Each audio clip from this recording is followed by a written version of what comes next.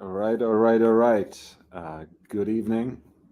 Welcome again to another live stream. And this is your host, Young Brando at the Watches and Style channel. We're going to talk about some developments in the horological industry that I finally have been privy to just after some digging and prodding. And there are some exciting developments, some interesting developments, some updates that might surprise you, some others that might seem quite ordinary by now. But we will work our way through them, and we'll try to understand them, and we'll try to see what they mean for the future of the watch industry and high horological watchmaking above all.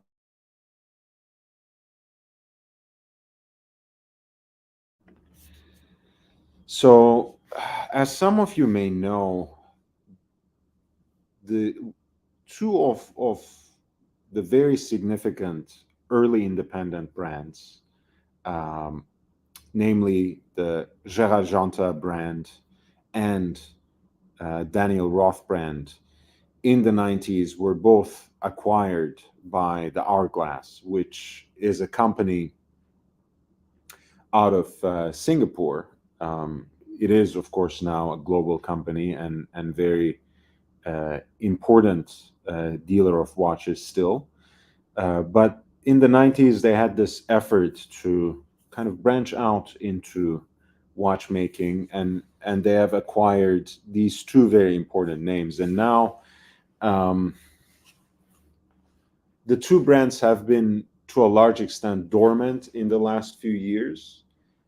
So you might not necessarily remember them in the same way, recognize them as immediately, and realize what their importance was to independent watchmaking, which has become, the next big thing, basically, in the last 5 years or so. Of course, independent watchmakers have been around in a certain sense ever since watchmaking was born, even though to a large extent already there, the craft was mostly characterized by a division of labor that has even given inspiration to Karl Marx, above others, who has devoted some select passages to the industry of Swiss watchmaking as a peculiar example of the division of labor. But that's not our topic today. But there's always been, of course, craftsmen who developed their own watches, um, and more recently, exemplary people, technicians, and artisans such as George Daniels, who brought the craft into the next level, into a different level, in the sense that they were very much invested in doing everything by themselves and by hand. And that, in large part, still, even with all the excitement and hype around independent watchmaking, the idea that one person makes the entire watch and puts it together all by himself or by herself, that is the exception more than the rule. However, in the late 80s, Daniel Roth was perhaps on the vanguard of this new generation of independent watchmakers who dared, perhaps for the first time in a while, at least in Switzerland, to put their own name on the dial. Until then, it was more expected, more accepted, and more predictable that some of the best watchmakers of the generation would work for one of the giants. And by giants, I don't mean the giant luxury conglomerates of today, but the so-called um, holy trinity of Swiss watchmaking, namely Patek Philippe, Audemars Piguet, and Vacheron Constantin. And to wit, for example, Philippe Dufour, when he built the Grande Sonnerie, he actually built them for at first for Audemars Piguet, among others, right? You know, even at that rarefied realm of horological immortals, I think a lot of them had a pretty late start after years of apprenticeship and after long decades of very hard work in major workshops of these traditional marks. So what Daniel Roth did in the 80s was pretty groundbreaking, and he was shortly followed by other pioneers such as Frank Muller and of course Gerard Jantau, who established his own brand and who carried over, in a way, all of them carried over the particular design touch and melded it and blended it with a mastery of complications. That's what Gerard Janta did. That's what Daniel Roth did to a large extent, and that's what Frank Muller did. Frank Muller, as you might remember, called himself Master of Complications, and that was a moniker not only self-proclaimed but also quite well deserved. Now, Daniel Roth and Gerard Janta both were acquired by the Hourglass in the 90s, and ultimately they were acquired. Both of these brands were acquired by Bulgari, by the Roman brand Bulgari, around the year 2000.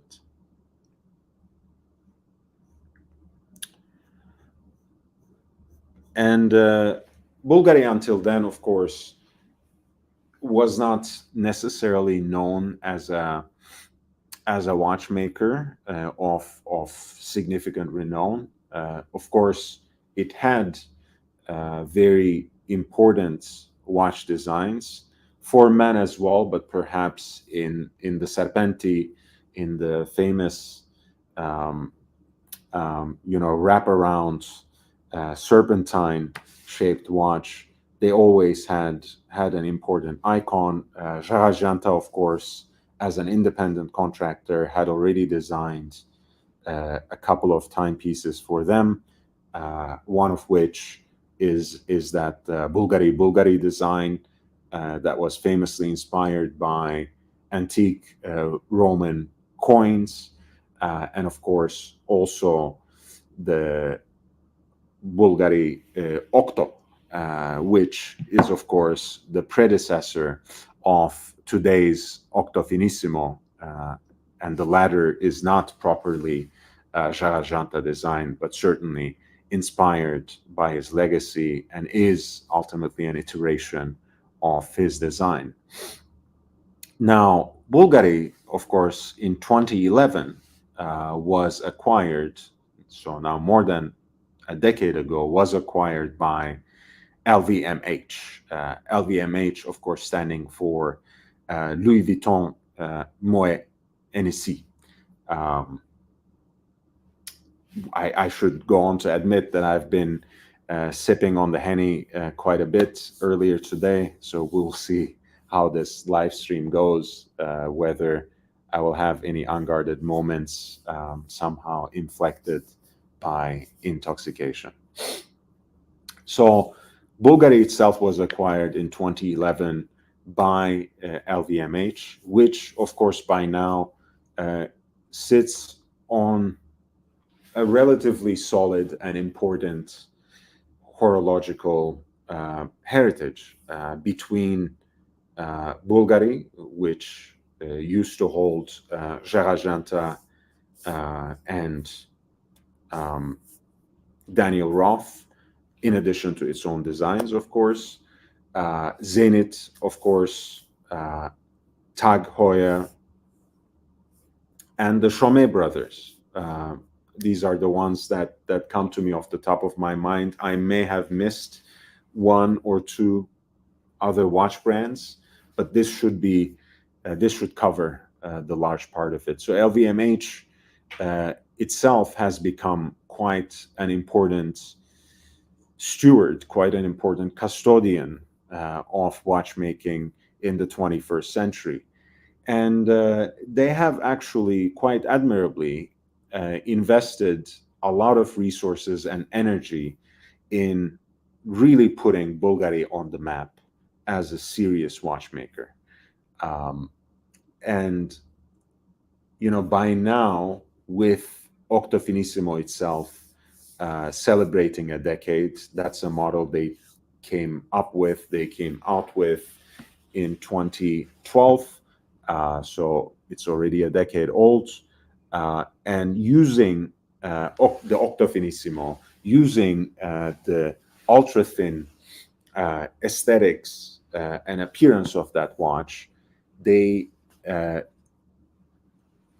invented themselves quite an elegant canvas to demonstrate their mastery, their competencies in high horological watchmaking, and between then and now, they have won uh, 8 important awards and accomplishments, many GPHG prizes, and more importantly, the achievement over and over of the thinnest watch, of the thinnest automatic chronograph, of the thinnest tourbillon, of the thinnest minute repeater, of the thinnest perpetual calendar, you name it. They have won it. And I think in 2022, it's becoming harder and harder for a lot of people to ignore Bulgari as now a serious player, not only in terms of horological design, but also in terms of horological savoir-faire, horological know-how and competence, thanks to their own icon, Octofinissimo, and the number of uh, the number of awards, recognition, and plaudits they have received from the world of experts and journalists and enthusiasts alike, collectors as well, of course. Right? To me, it's always an important sign if Auro Montanari wears your watch. It's not just going to be for a publicity stunt, right? If I see, of all people, Auro Montanari choosing as something modern, as something contemporary, and Octofinissimo, I start thinking twice. I start thinking seriously about what is exactly going on there, and it's certainly worth a look and a second look and a careful consideration.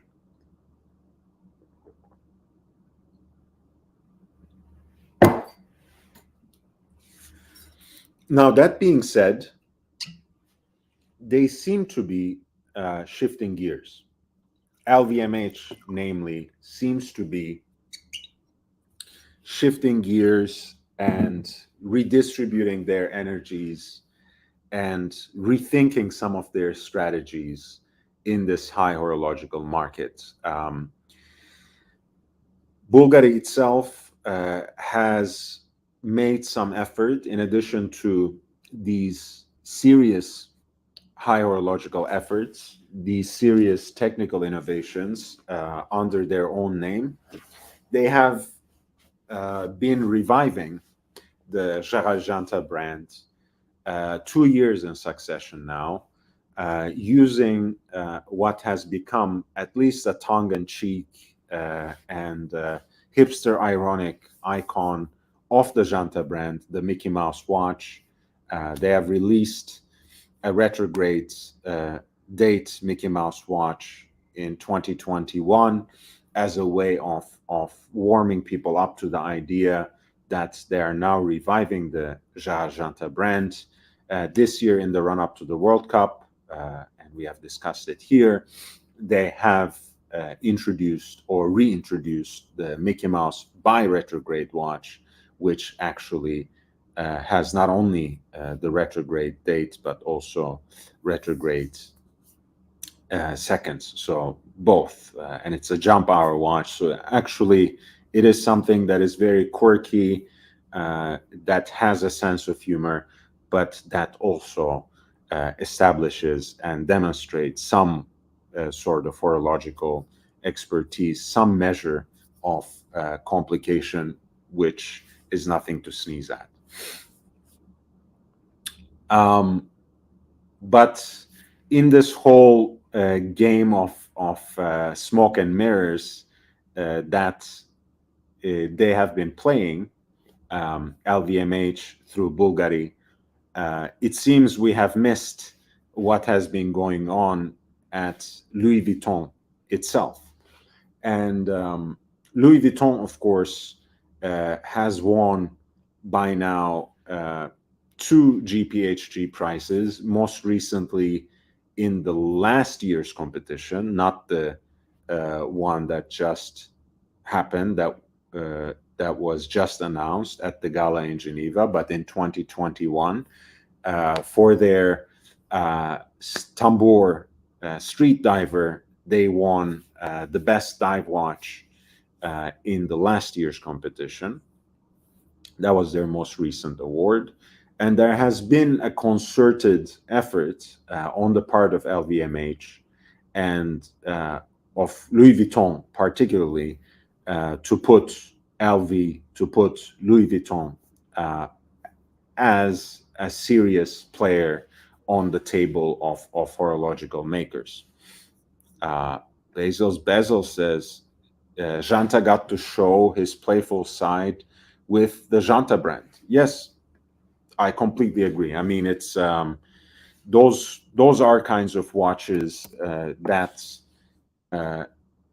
both exhibit some serious elements of Janta design that we have become familiar from anything between the Universal Genève, Paul Rauder, and Patek Philippe Nautilus, Audemars Piguet Royal Oak, Cartier Pasha, Bulgari Octo, all of those things, all of those geometrical shapes and elements come up and crop up in Jarajanta brand designs. But really, when you start looking into the dials, into the decoration of the dials, into the imagery that was used on these Janta watches, it's quite different. And we can take a few looks at those watches. I just want to go through step by step, and I know it bores certain people, but you know me, I couldn't care less. I need to get things off my chest sometimes. So LVMH wants to be taken seriously as a horological player, and they better make that effort. They better try, because they are sitting between Zenit, Tag Heuer, Chomet Brothers, Bulgari, Jarajanta, and Daniel Roth. They're sitting on a treasure trove, so they better try. They better give it their best shot. Now, of course, just last year, or maybe already 2 years ago, it was announced that Arnaud's youngest son, Jean Arnaud, and Arnaud, of course, is the CEO of LVMH, the grand conglomerate. And Jean Arnaud was announced, and he's in his early 20s, as the director of watches development and marketing for the Louis Vuitton brand. So it comes as no surprise whatsoever that they would now channel a lot of their energies and resources directly to Louis Vuitton. when they think about watches. I don't know yet what that says about Zenit. I don't know yet what that means for Tag Heuer, but I already know what it means for Bulgari, because I just figured out that the ownership of the Daniel Roth brand has been quietly transferred from Bulgari to Louis Vuitton. So Louis Vuitton, of course, has invested quite a bit into their designs, which reflect some of their own elements. Of course, the tambour case has been kind of their flagship, their canvas, as it were, where they had built a lot of complications over time, anything from a tourbillon to a chronograph and a minute repeater and anything and everything in between. And they have showcased those achievements to celebrate the 20th anniversary of Louis Vuitton's watch manufacture with two exhibitions, two showcases, one in Tokyo, one actually here in Southern California. They had quite a nice setup at South Coast Plaza, kind of like a walkthrough space that had an example of each of these landmark models in the tambour case. And that was something right in the middle of the mall. So not something that was tucked away in one or other spaces that Louis Vuitton already had, but something that they installed very carefully and exclusively. And apparently that they did that in Tokyo, they did that at South Coast Plaza here in Costa Mesa, California, in Orange County. And I'm sure they're going to do it in a couple of other places, but that was a way of both celebrating that iconic shape of tambour, but also it was a way for them to demonstrate the fact that they have had their own watch manufacturer for 2 decades now, and that within that manufacturer, and here is a look at that exhibition, right? That starts at 2004 and has all these wonderful examples of tambour watches, chronographs, divers.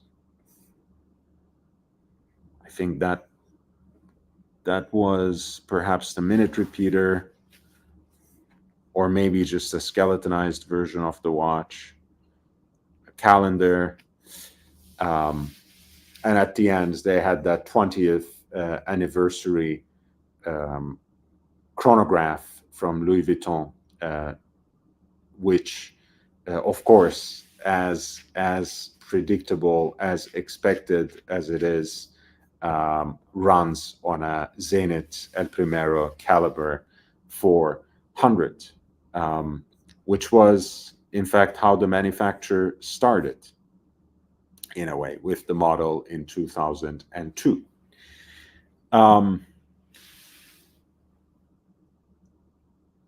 And they have also recently announced that they will have a prize for young watchmakers, specifically Louis Vuitton manufacturer will have a kind of scholarship for recognizing and supporting independent watchmakers. So this is the official announcement, in a way, that Revolution Watch relayed 3 days ago. LVMH introduces the Louis Vuitton Watch Prize to recognize and support independent watchmaking creatives across the spectrum of the business. Held biannually, the contest notably differs from others like it in that it is open to people of all ages, nationalities, and all areas of specializations, be it watchmaker, designer, or entrepreneur. The submissions will be reviewed by a committee of the industry experts, and the winner will be awarded with a grant of 150,000 euros and a one-year mentorship program with La Fabrique du Temps Louis Vuitton, which is the fancy name for their manufacturer. If anyone knows branding, it's really Louis Vuitton. You have to appreciate them. The Complications powerhouse, helmed by Michel Navas and Enrico Barbazzini. So that is the announcements. So now they are basically showcasing the 20 years of watchmaking and complicated watchmaking in their own manufacturer, La Fabrique du Temps, which is now also opening itself up to independent watchmakers, watch designers, and watch entrepreneurs, which is actually quite ingenious in terms of broadening those categories, because there are, as you know, there's no shortage of hustlers in the horological industry at this point. Just take a look at YouTube and the kind of, classless, crude, and talentless people who have become experts and entrepreneurs just, overnight. So a great opportunity for a lot of them, I'm sure. Right here, the Louis Vuitton Watch Prize. I'm sure someone in the YouTube community is certain to win it soon enough. But that being said, finally, you see kind of stars aligning to place Louis Vuitton on the adult table of watchmaking from the kids' table. And it is a very concerted effort. It has a lot to do with marketing, which goes through, of course, exhibitions, which goes through feeding the media with these kinds of releases and useful information, giving the kind of interviews which presents their executives as shop-worn experts, even if they might be 21, 23, 25 years old. And it also has a lot to do, of course, with creating programs that at least gives the veneer, at least gives the appearance that there is some serious thinking and serious development, serious innovation going on in this space. A prize is a great way of doing that, and so is actually appropriating the heritage, the know-how, and the designs and complications of an independent watchmaker of the caliber, of the standing of Daniel Roth. And that's exactly what is going on at Louis Vuitton watches. Now, I'm not even sure if there has been an official announcement yet,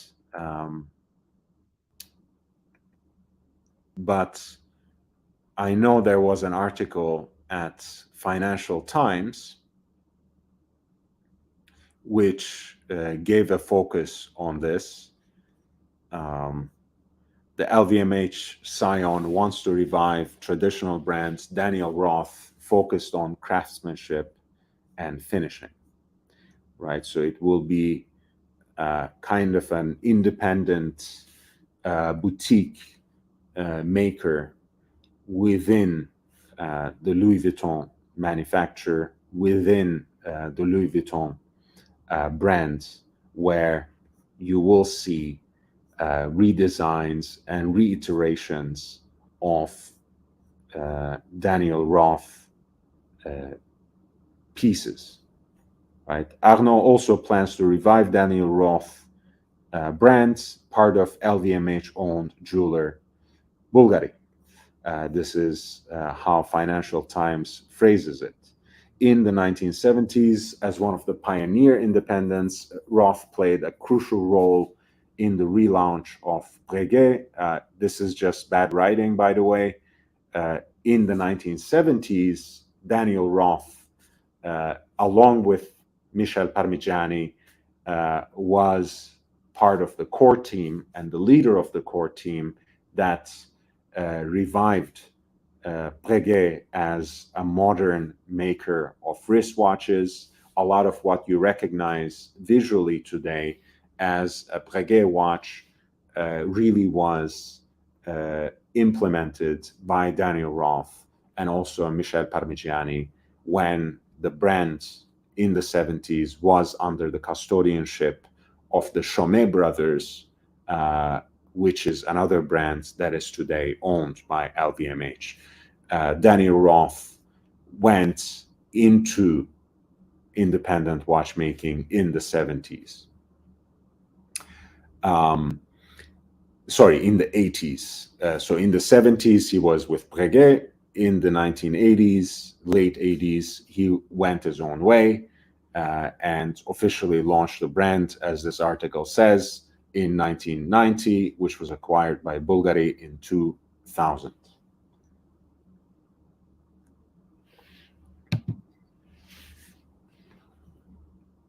So he says, we decided with Bulgari that we would jointly build the company as a separate entity of LVMH, respecting its high watchmaking roots, says Arnault. Given his obvious enthusiasm for the culture and the craft, high watchmaking looks set to become more important in terms of both complications and finishing. By the way, again, some of this is either badly written or obliquely phrased so that you can pull it either way. But it has been my knowledge, and if there's anyone in the audience, feel free to correct me, write it in the comments, but that Daniel Roth brand is practically being revived from within Louis Vuitton. So it will be housed in La Fabrique du Temps. The watchmaking team will occupy the same space as Louis Vuitton's watchmaking team. It might be an independent group within that manufacturer, but I'm not sure really how much Bulgari is involved and how they feel about this transfer of power. But it's the boss's son, right? When the boss's son wants something, he does it, and you don't really get to say anything about it. You just got to play along. Arnault can also be expected to address current limitations in the range, such as the absence of an elegant integrated case and bracelet sports watch. Everyone keeps asking this question as if every single brand has to make one. It's very strange. But anyway, so these are the news from the LVMH realm, from the Principality Arnault that they have been quietly building. It seems that next up for LVMH within the horological space is Louis Vuitton itself. After Bulgari has had its purple patch, this miraculous decade behind it, it has become time now to revive and put on the table Louis Vuitton as a serious watchmaker, and it just makes sense because Jean Arnault is the director of watches development and marketing there. So they are building the prestige of high horological and complicated watchmaking at their manufacturer, La Fabrique du Temps, and integrating into it the expertise, the know-how, the cachet, and the savoir-faire of the Daniel Roth brand. And again, some may have forgotten, but Daniel Roth actually was an independent brand, was an independent watchmaker before it became cool, before it became hip, before it became profitable at this level. So it is really an important legacy, and I hope they won't waste it. I hope they do something serious with it. And I hope they honor it in a certain way, because there are so many beautiful watches that Daniel Roth has produced. And I want to show you some of them um, because I'm a huge fan of that distinctive case shape to begin with. Um, but also the kind of workmanship and ingenuity that went into Daniel Roth watches. And here we have a very beautiful example of a perpetual calendar. Um, the Daniel Roth case shape is a double ellipse. Ellipsocurvex is another name that has been given to it. Perhaps, in fact, is more common. As you can see, in a certain sense, the Daniel Roth aesthetic is an iteration of the design lines that he established and employed in Breguet in the 70s. It's an evolution of that Breguet style. Our ring is on Breguet frosting, so to speak, this sort of circular satin brushing. The dials are always decorated by guillochage, by some form of engine turning. The Daniel Roth dials usually have the goudron, which is, I'm actually carrying two types of goudron decorations today. Um, I have my Dupont lighter, which traditionally has these engine turned lines on it, right? That thing and the decoration is usually an important tell of those things. And I have, of course, the Reverso, the Grand Date, which has those goudron, has those parallel lines to the dial on the upper half, well, on the upper hand and lower hand side of the case. So Daniel Roth dials usually have that particular decoration, as you can see on the dial. This is a perpetual calendar, so has a moon phase indicator, month, day of the week, leap year, and a pointer date at 6 o'clock, and that's wonderfully balanced double ellipse or ellipsocurvex case design, which incidentally gives you a very balanced canvas for those pushers as well, which don't suddenly look monstrous or out of place, because they're very carefully placed uh, at the same part on four corners, as if you could draw a perfect square within this elliptical shape. Um, so it is actually a very unique, very distinctive uh, case design, very uh, distinctive and almost immediately recognizable uh, visual aesthetic on the dial as well, and elements that echo with that elliptical design. The buckles are designed that way.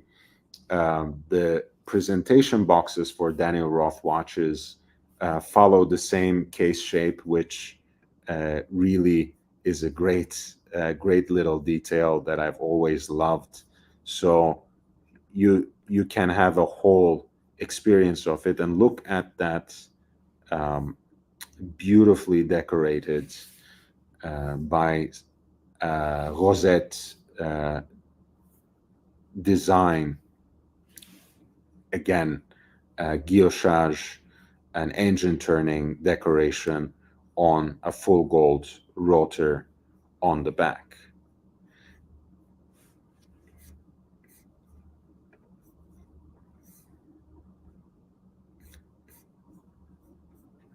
So this is a perpetual calendar watch from, I think, roughly around 2000, maybe right before the sale to Bulgari. I think that this looks to me like a late 90s watch, but the seller didn't really list it, so we can't really tell unless they have a, no, they don't have a clear picture of the documents, of course, which they shouldn't really, but sometimes, the sellers include that kind of information. But anyway, so that's a perpetual calendar by Daniel Roth. I want to show you a few other interesting things. Phonographs, especially of the early generation, were really amazing. Built on the Lemania base, Lemania CH27 or 2310. There we go.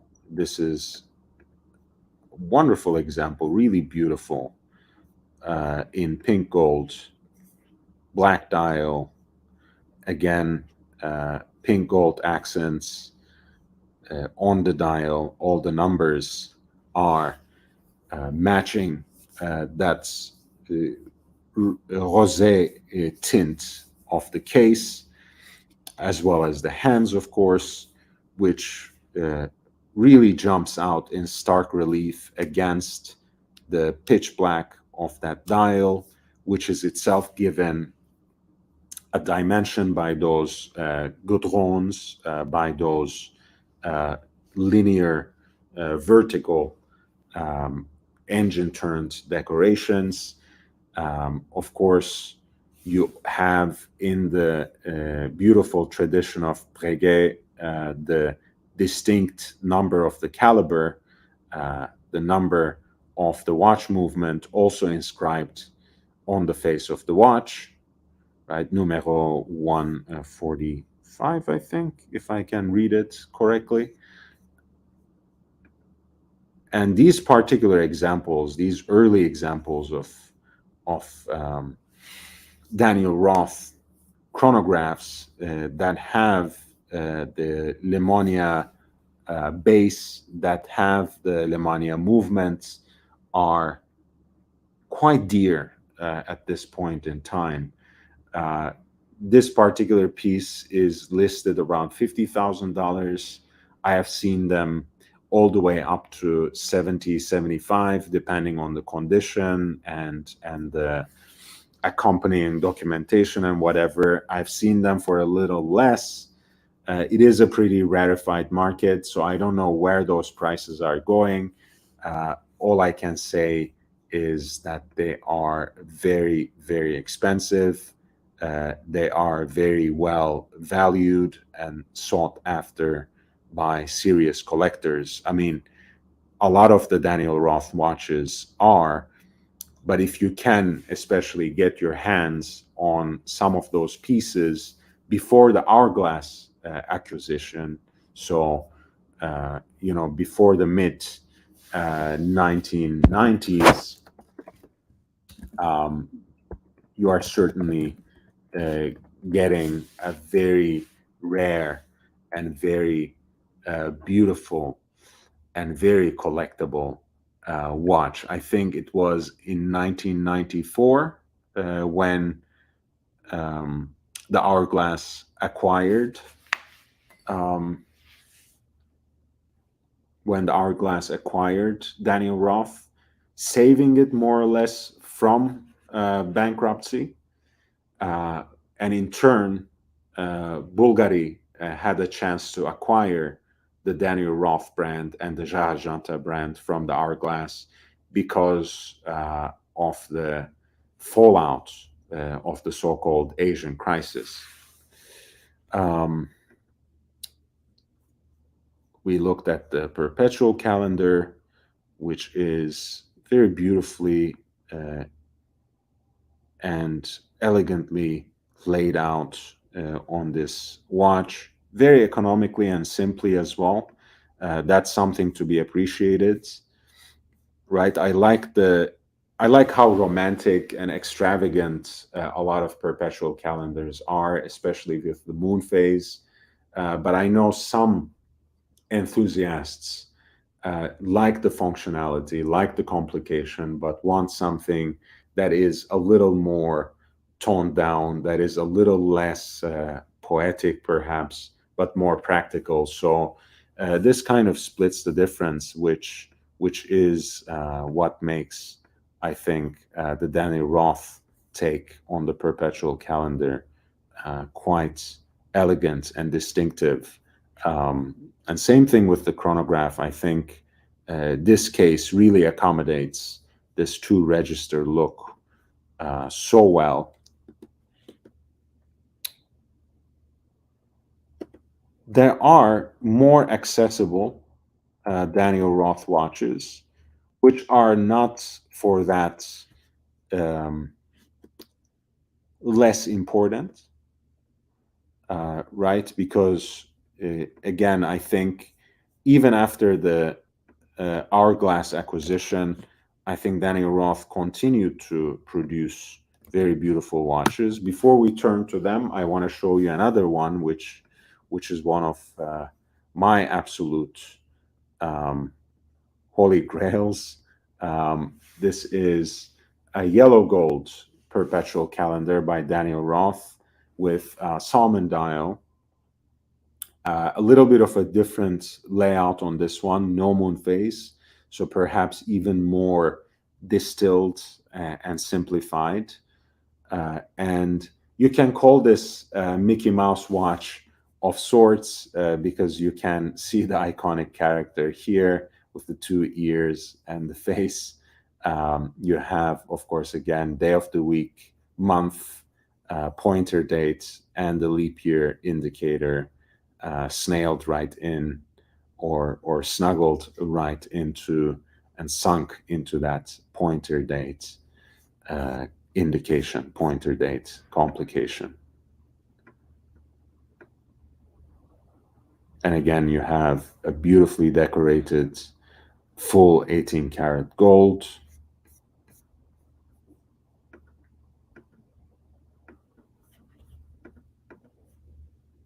And then you can see the uh, Geneva waves on the bridges of the movement as well. And the dial is really absolutely gorgeous. The two, three different shades of that um, salmon, I think, really uh, make for a very interesting, but also simply elegant watch face, and for for a perpetual calendar to be so quietly elegant and so special at the same time, I think, is not something that you can come across every day.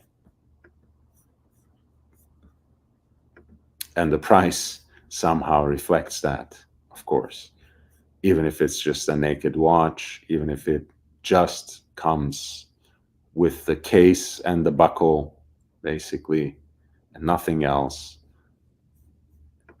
You have that particular price tag for this perpetual calendar.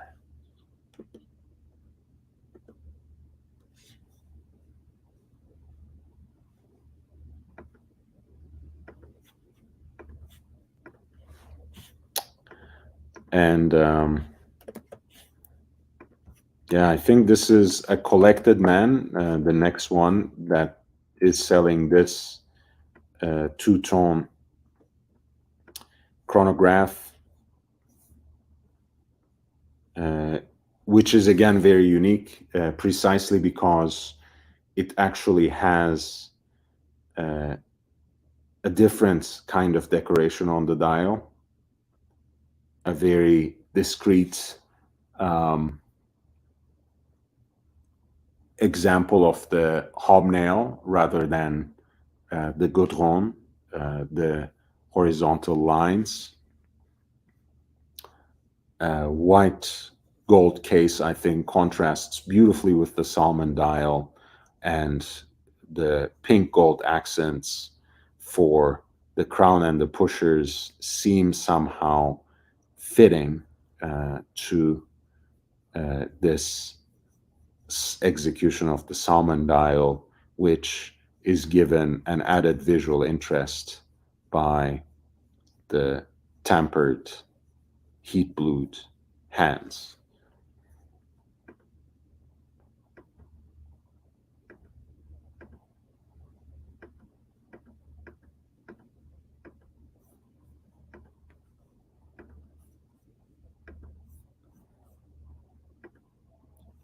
Now, not all Daniel Roth watches are this rarefied and this expensive, um, especially after the acquisition by Hourglass.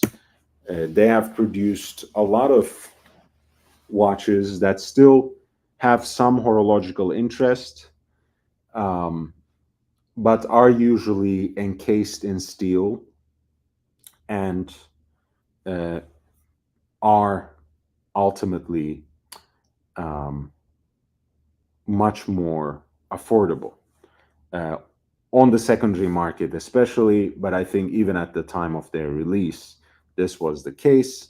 You have here a very beautiful execution of the buckle, by the way, for a folding clasp, for a déployant clasp, where you have an exact mirroring of the case, and you have a simple time and date watch with a retrograde hour hand, right, which has this quirky uh, crescent hour track, right, that snaps back, and you have a pointer date at where you would have traditionally the 6 o'clock.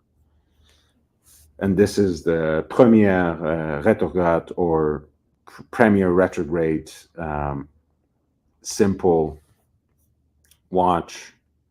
Again, stainless steel, plain case back, and just a quirky little time and date watch that still has a retrograde complication and some visual and horological interest on the dial.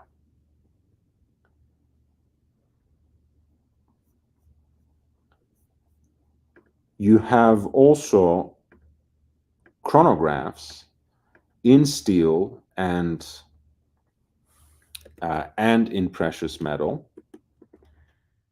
that are that run on the Zenit uh, El Primero 400 caliber.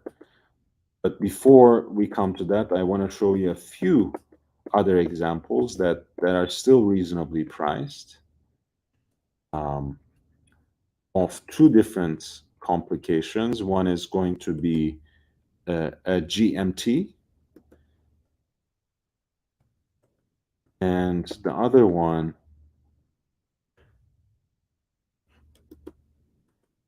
is going to be actually simply a big date watch. So it's not really a complication. So let's start with that. This is Daniel Roth Datora, which is here, I think, in a platinum case. So you can certainly find this in a stainless steel version. I'm almost sure. It has barley corn guilloche decoration for the subsidiary seconds dial, for the small seconds dial. It has those distinctive godrons at the center of the dial and even on the perimeter. Frosted Breguet track for the hours, and a big a window, an aperture for the big date at 12 o'clock. A very interesting watch again. This one is in platinum, so a little more expensive for that. But for a simple Daniel Roth dress watch, this should offer some interesting points.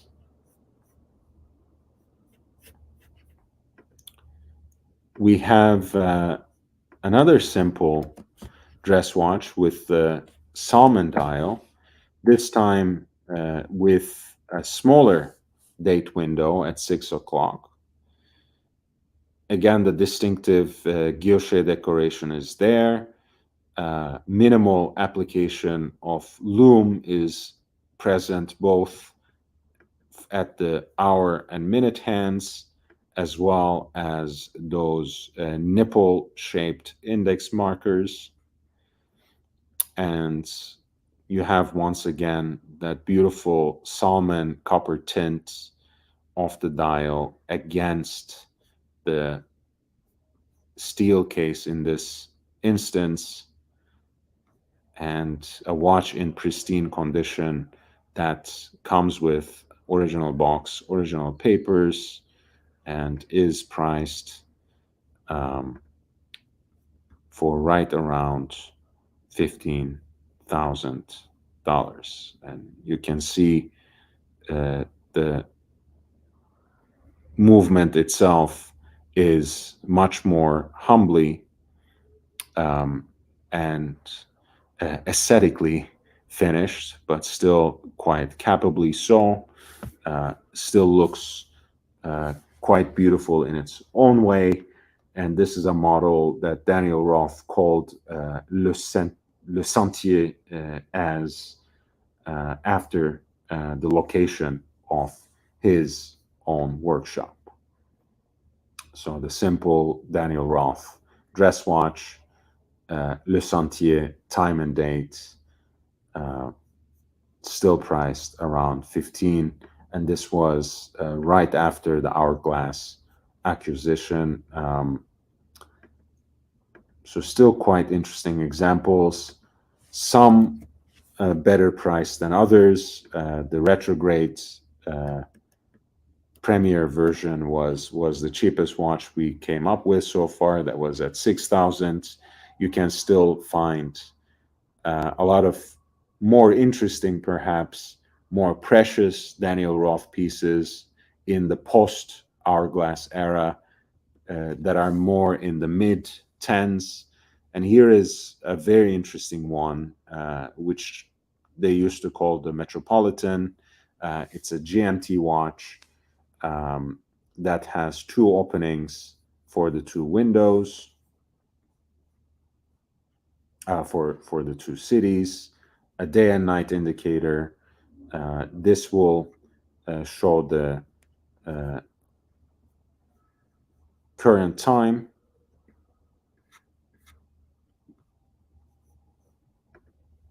And you have again that salmon dial aesthetic,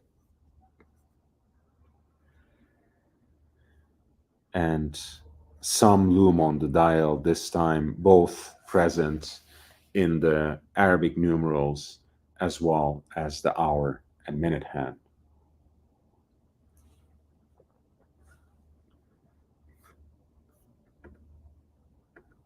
So you get a GMT watch in that distinctive um, Daniel Roth ellipsocurvex shape in the Metropolitan. Here, yellow, the salmon dial against the yellow gold case, and it's priced right under 13,000 with the seller accepting offers. Now, I had promised to show you the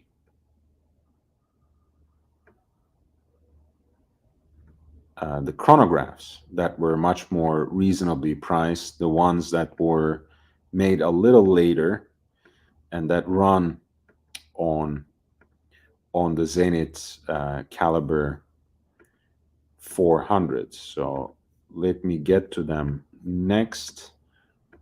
And I have mostly stainless steel pieces, so we can see some attractive pricing. So I've seen a dual time watch, and we'll look at some steel post hourglass chronographs, as well as perhaps some precious metal ones, so you can see how you have an alternative to the Zenith El Primero, perhaps uh, in a precious metal case, or how you have a companion to your Zenith El Primero chronograph, where you will have the same movement base in a dressier version, um, in a version that has perhaps slightly more visual interest. But here we have a Daniel Roth chronograph in steel. This watch used to be, again, as a reminder to all those people who like to think that the watch market is unaffected. A few months ago, this watch was in low tens by the same seller. Now it has come down quite a bit, already under 9K. The seller accepts offers. I'm sure the free fall will continue. This is the stainless steel version with the two registers. I think it's a very elegant look. I think the case is very accommodating for this particular layout.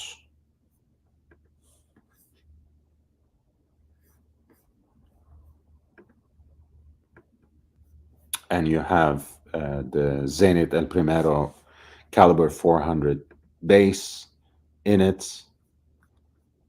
So wonderfully built, integrated automatic chronograph movement running this distinctive double ellipsis design of a modern Daniel Roth chronograph.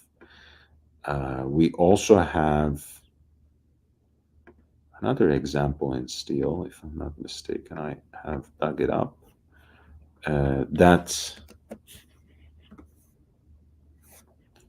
That is a little sportier, perhaps. This has a very classic look. It's almost like a traditional two-register Breguet chronograph from the 70s, interpreted for a humbler age, for a less civilized age, for a broader audience of enthusiasts. And you have here kind of a sportier version that's a little more expensive. That is also steel, roughly from the same time period.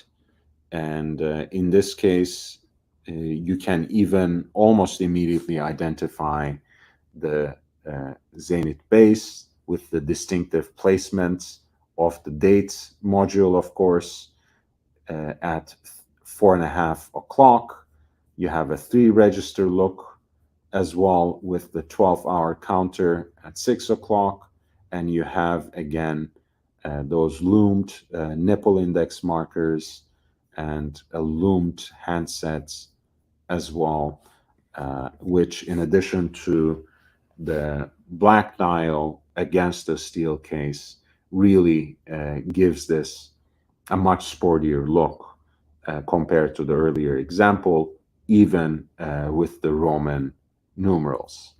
Um, and this, I'm sure, will also continue to come down as the months pass by.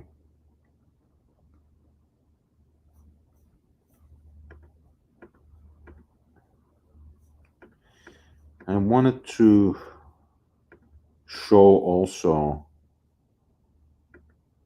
at least one example of the precious metal version.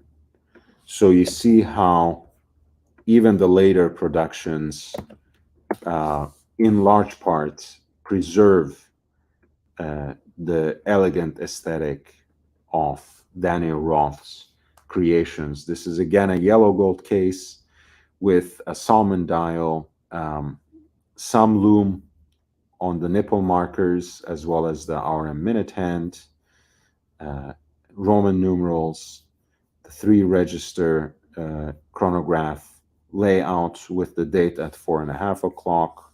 Once again, you can count on the history, dignity, and reliability of the Jesus Christ, um, of the Zenit El Primero 400 movement. I can't understand why anyone would take watch pictures with these unidentifiable bugs within the field of vision. I don't know if it's just some funky background paper that the seller used or not. It just looks disgusting and creepy. So I don't know about that as an idea, but the watch itself is very distinctive, very beautiful, very elegant, and runs on the ever reliable Zenit El Primero 400.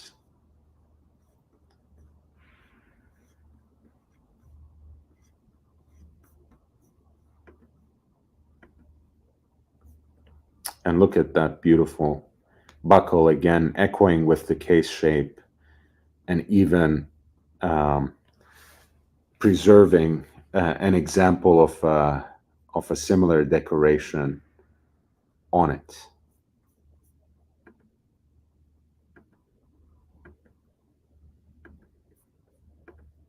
Really a gorgeous piece. Hey, Mike David. Good evening to you as well. Thanks for coming by. Thanks for dropping by. I appreciate you. Thanks for being here. It really, really makes a difference to see some familiar faces. Um, and my friend Love Maldives also contacted me asking me if I will be covering the live auction tomorrow, which starts at 1 p.m. Hong Kong time. Um, let me see what time will be here. So what time is it in Hong Kong now? Oh, it's already started. All right. Uh, I mean, I would love to. I love Maldives. If you could be so generous to sponsor it, let me get my let me get myself ready, and I will be happy to see. Let's see if there is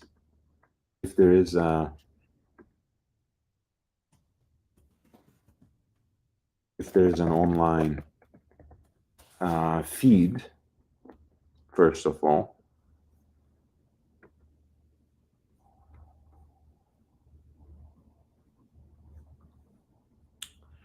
Because their video channel um,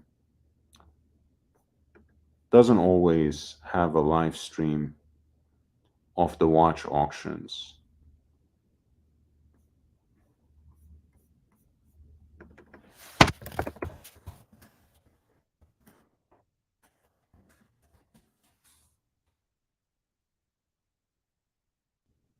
Hmm.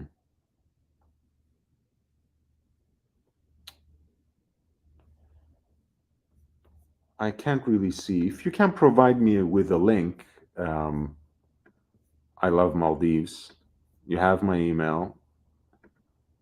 I'll be happy to cover it for you. You have supported this channel quite a lot in the past. So as long as you give me a link, I'll cover it. Um, but more importantly, I will just start looking at it now, because there were some very interesting watches in that auction that I think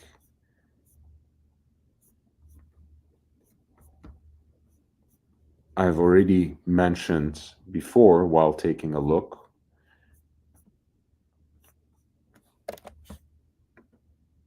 But the hammer seems to have come down already on a few pieces. So I would, again, guys, one thing that changed, of course, in this particular setup is I'm not frantically checking the email, because I sometimes expect you to send these kinds of things, perhaps with a super chat. Um, but you don't have to, of course, if you already have my attention on the email, if you already have a correspondence with me, if you could kindly uh, send a message to the chat, check your email, please. I'll do that very quickly, because some of the things you send me can be timely. Maybe you are on a tighter schedule and you are watching it, watching the live stream only for 20-30 minutes, who knows, and you want me to do something for you in that time frame. So just send me a message in the chat, tell me to check my email, and I will, unless you want to direct your question here and it's something that you can uh, relay immediately in a chat. Um,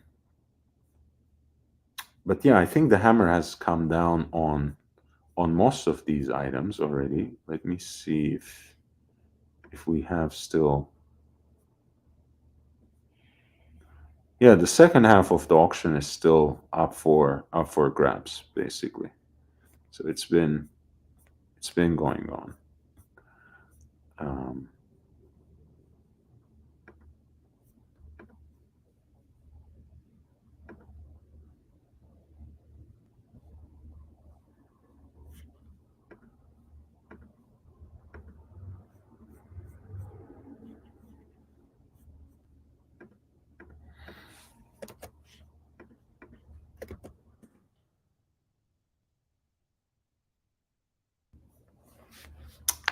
let's do it. Let's do it. I don't do live auctions usually, but let's check it out. Pass at 117.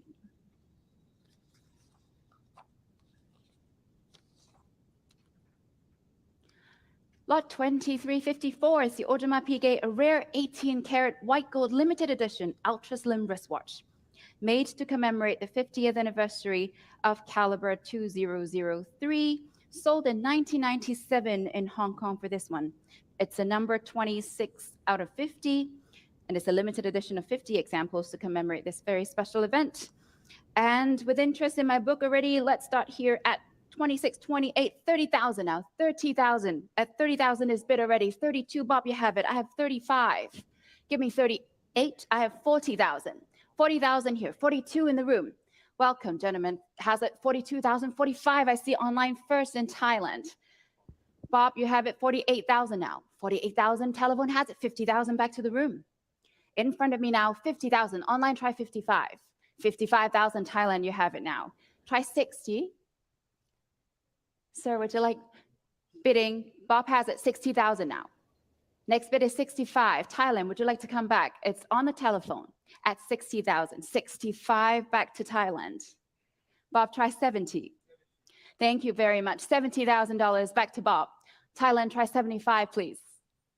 One click, you might have it 75,000. 80.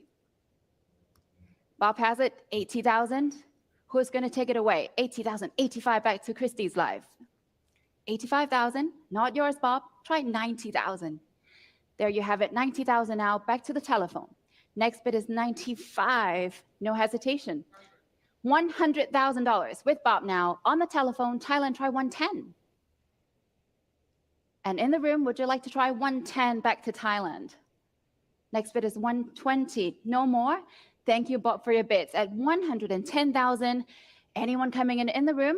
This is the last call at 110,000, and I'm selling to Christie's Live for 110,000. Last chance at 110. So to you, 110,000. Paddle is 3088. Thank you all for bidding.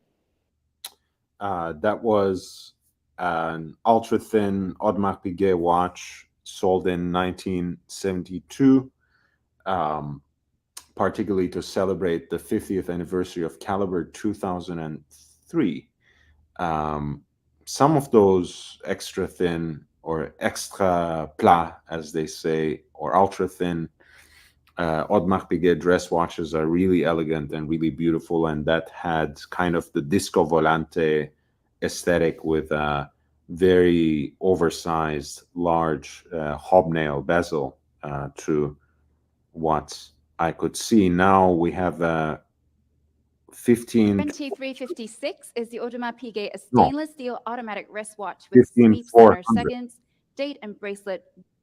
This is a 15400. Sorry, I got carried away. Every time I get a Royal Oak, I wish it were a jumbo extra thin, and I wish it were mine, of course. So this is a different model. Of course, this is the 41 millimeter, which has its own popularity, has its own fans. Out at 240,000. Yisab Seyman Yin Chen Chaga 240 now. In the room in front of me. Any further advance at 240? Otherwise, I'm selling to the gentleman of the room in the room for 240. Last chance at 240,000. So to you, thank you for 240,000. Can I have your paddle number, please? Pai Ho Hai Yi Yat Yat Bat 2118. Thank you very much. Nice. Wants me to learn. Next, we have lot 2357 is the Audemars Piguet, a carbon, titanium, and ceramic limited edition automatic chronograph wristwatch with date. Royal Oak Offshore Grand Prix model, limited to 1,750 pieces. Here, let's start the bidding at 150,000, 160, 170 now, at 170,000, looking at the telephones and online, 170,000. Anyone coming in, looking for 180. At 170,000.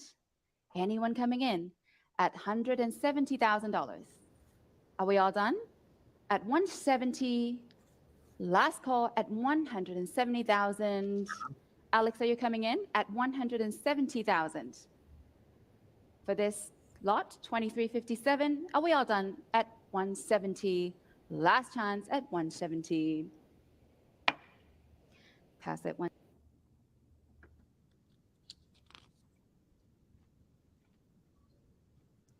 Lot 2358 now is the Audemars Piguet titanium and ceramic automatic chronograph wristwatch with date from Royal Oak Offshore model. Is the first time that the Royal Oak Offshore model and made in 44 millimeters is released in titanium. Here, let's start the bidding at 200,000 at 220 now. At 220,000, looking for 240 at 220,000. Anyone coming in at 220? Holding here at 220. Christie's Live, would you like to come in at 220,000? Are we all done at 220? 240. Alex, I know you come in. Indonesia, please try 260. 240 now. It's on the phone with Alex. 240 ahead of you. The next bid is 260. 240. Alex has it. Indonesia, try 260, please. At 240 is ahead of you. 260. Thank you for coming back. 260,000 with Indonesia on Christie's Live at 260. Alex, come back to me. Would you try 280? At 260. 280, you have it, Alex. Thank you. 280 now, back to the telephones. Online, would you like to try 300,000? 280 is ahead of you at 280,000 now. Next bid is 300. 280 now, holding on the telephone. Chrisley's Live, try 300,000 if you wish. Otherwise, I'm selling to the telephone for $280,000. Last chance at 280,000. So to you, Alex, 280,000. Paddle is 8014. Thank you. Lot 2359 is the Audemars Piguet, a rare titanium. And again, that was 280K in Hong Kong dollars. So somehow it equates to 36,000 US dollars. And that is, of course, without the buyer's premiums and other taxes and dues. So still quite a bit of money. But again, the market is really, really coming down. These things selling within the usually conservative estimates, and a lot of times being passed, as you have seen, right? Where bidding starts right under the estimate, perhaps with the lower end of that estimate coinciding with the reserve. And you have seen already the auctioneer simply passing when no offers came at the level. So a lot of APs being passed on, whereas, of course, at the beginning of the year, you would basically get everything, anything and everything cleaned up as long as it has the prices of one of the big four. Another Audemars Piguet offshore Royal Oak being passed on. This one will sell. A beautiful Royal Oak perpetual calendar in traditional sizing. Further advance over 120. Looking for 130. Singapore, you have it, and I'm out. 130,000 now with Christie's Live. Anyone coming in? What am I talking about? It's not a perpetual calendar. This is what people sometimes call the owl. It's a day date with a moon phase. So let me correct myself. This is a reference number 25594. Still quite a nice and desirable model, but not a perpetual calendar in the reduced size case, of course, as these used to be, roughly 36 millimeters. Right now bidding at 160,000 in Hong Kong dollars. Everyone's coming in at 160. Are we all done at 160,000? Virginia, would you like to try one more at 160? Otherwise, I'm selling to Hong Kong for 160,000. Last chance at 160. Sold at 160. Paddle is 3380. Thank you all for bidding.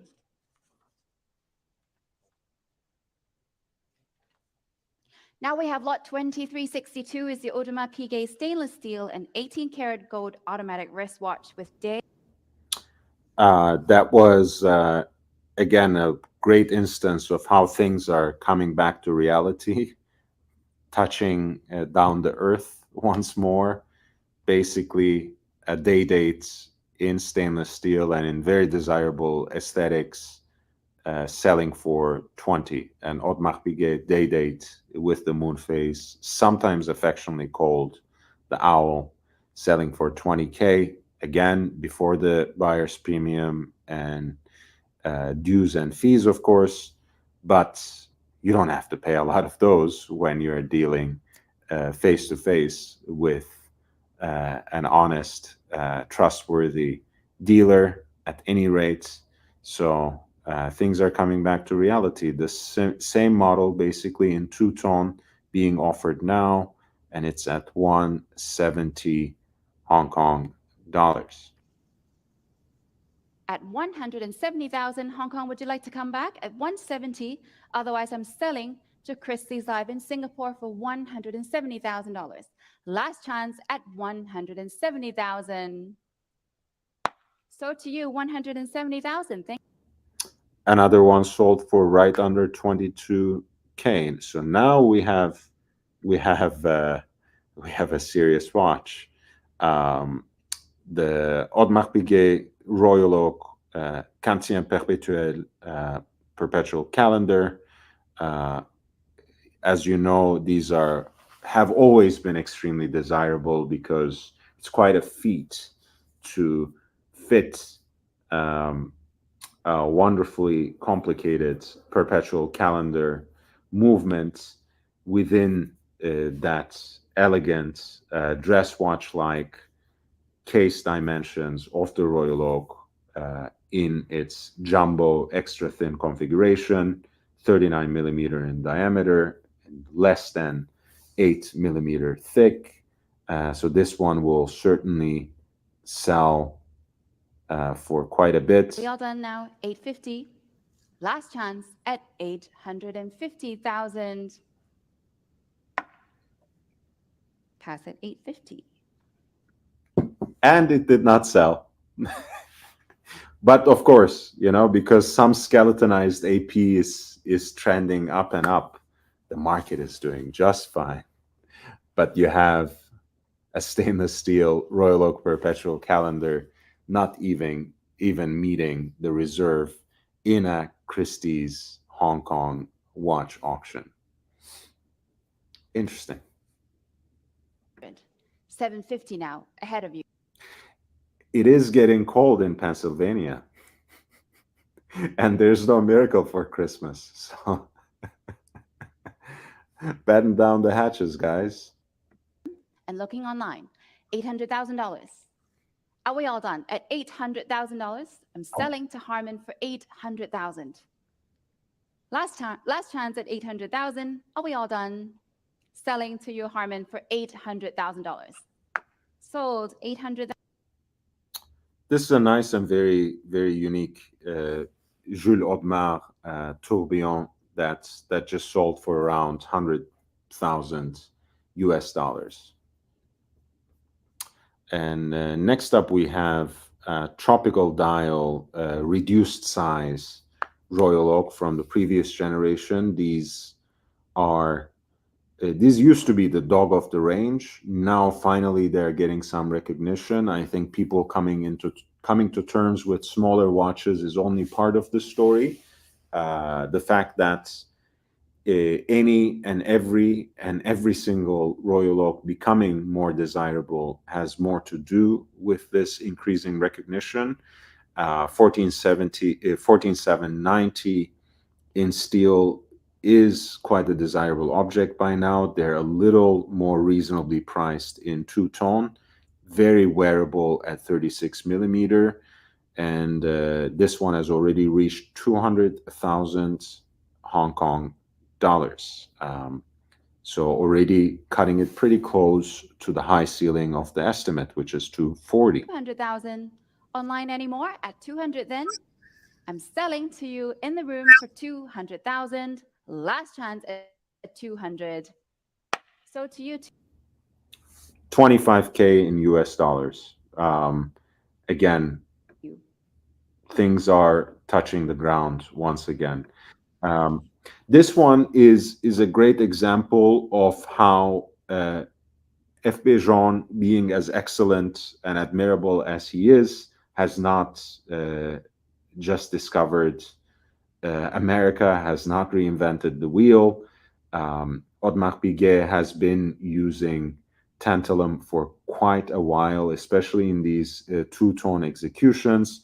Here you have quartz 33 millimeter Royal Oak in two tone, largely in tantalum, but the tapered interlinks in pink gold as well as the bezel. It was passed. A very attractive watch, but too expensive for its own good at this point in time. This is the Jubilee model. I think probably my absolute grail. If I could have, one watch that I don't have in my collection and just take the exit from the hobby, this would be it. For the 20th anniversary of the Royal Oak in 1992, the brand decided to celebrate the Jubilee and recreate the iconic model, this time with an exhibition caseback. So 14802 ST is actually the first Royal Oak with an exhibition caseback, first jumbo with the exhibition caseback to be more proper. This is the extremely desirable version with the Salmon dial. The I think it's passed. No, it was sold at 700. Nice. So right under the estimate, which was really sky high, that one just sold for 90,000, which was under the estimate. Hammer price 700 Hong Kong dollars, which comes very close to 90,000 in US dollars. 50,000. 50,000. And this is now an A series Royal Oak, so the first one of the first 2000 Royal Oaks ever made. That was passed. It did not sell at 650 K, which is again more like maybe like $80,000 or so. It didn't sell. Again, a few months ago, it would easily sell. These things don't sell at those wishfully conceived estimates anymore. They might get close to it when it's more realistic. Now you have a Cartier Crash, which is one of the hottest models. So let's listen to the auctioneer. We have a lot of Cartiers back to back. You can expect interesting numbers when it comes to those. This is a Crash Paris in white gold. At 1,300,000. Oh no, it's actually platinum with a white gold déployant and the presentation box. So very, very rare piece indeed.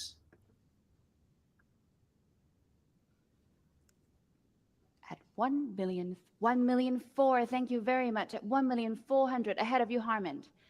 Try 15.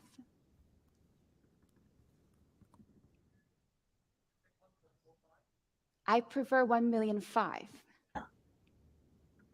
At 1,400,000 ahead of you, Harmond. Try 1,500,000, please. 1,500,000, thank you. Matthew, would you like 1,600,000? At 1,500,000 is ahead of you. I'll wait. At 1,500,000, Harmon has it now. At 1,500,000. Chrissy's live, please join us too at 1,500,000. We are getting close. 1,600,000. Thank you very much. Harmon, We try crossed 1,700,000. Ahead of you now. We crossed the At 200. 1,600,000 is with you. Paddle 8,001. Try 1,700,000. At 1,600,000 ahead of you, Harmon. Let's try 1,700,000. Yes, 1,700,000. Back to Harmon. Next bid is 1,800,000. Let's try. At 1,700,000 with Harmon, looking for 1,800,000.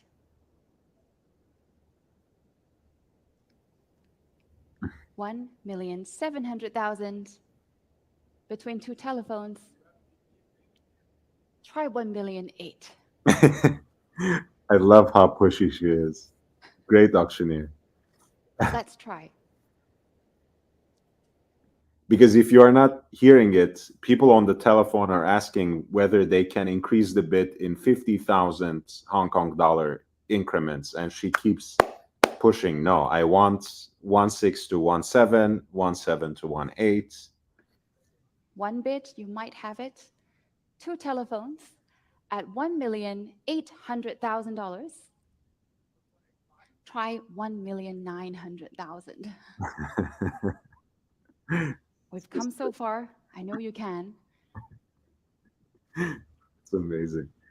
1,000,008 is not yours. It's still holding with you at 1,800,000 ahead of Harmon.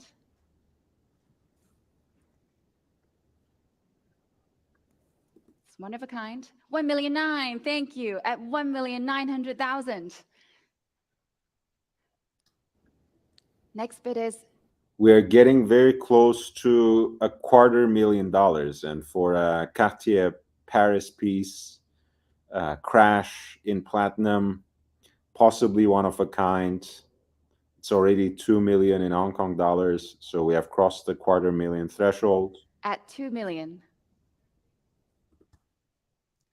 At 2 million Hong Kong dollars. I will take 2,000,001. Let's go by 100,000. 2,000,001. Harmon has it. Next bid is 2,2. At 2,100,000 now with Harmon's telephone.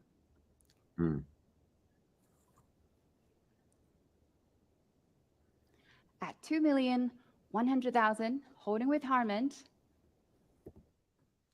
Very cool. 2,2.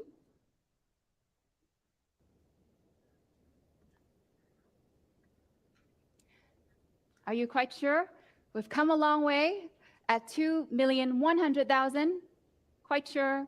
No more. Thank you very much for your client's bids. 2,100,000 selling to Harmon for 2,100,000.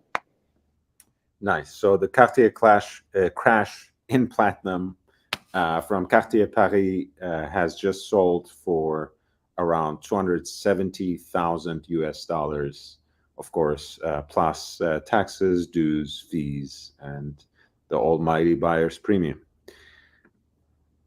This year I can start the bidding at 100,000, 110, 120 is bid already. At 120 is bid already. New York, try 130. 120 now, 130 with Yvonne, 140 back to me. 140, 150, I have 160. Mathieu. And we have back-to-back two other Cartier Paris watches, if I'm not mistaken. This is certainly a Cartier Paris tank asymmetrique. Very beautiful pieces.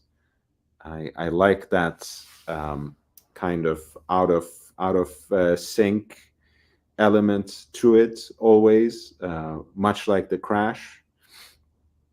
This one is in white gold, already crossed the higher end of that estimate and trending upwards and upwards.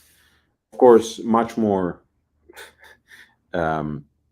modestly priced compared to Cartier crash on a Christie's auction, but still quite a lot of money and already at 320 Hong Kong, which means it's more than $40,000 in US dollars.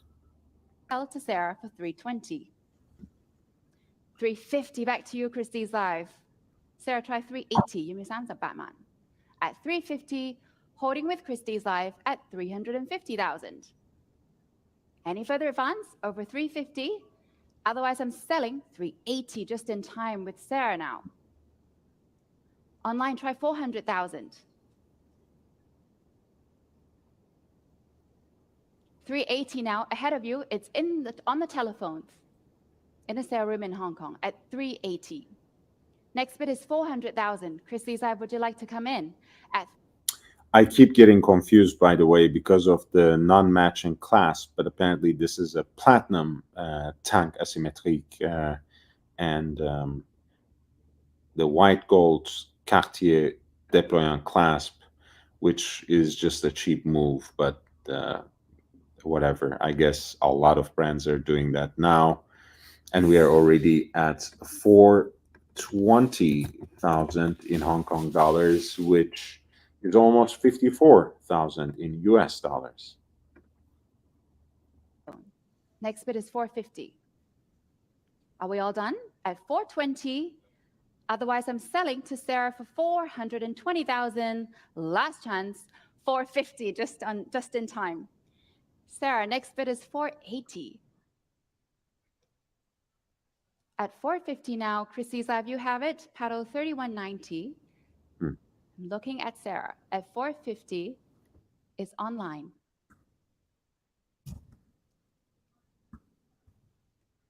Sarah, try one more.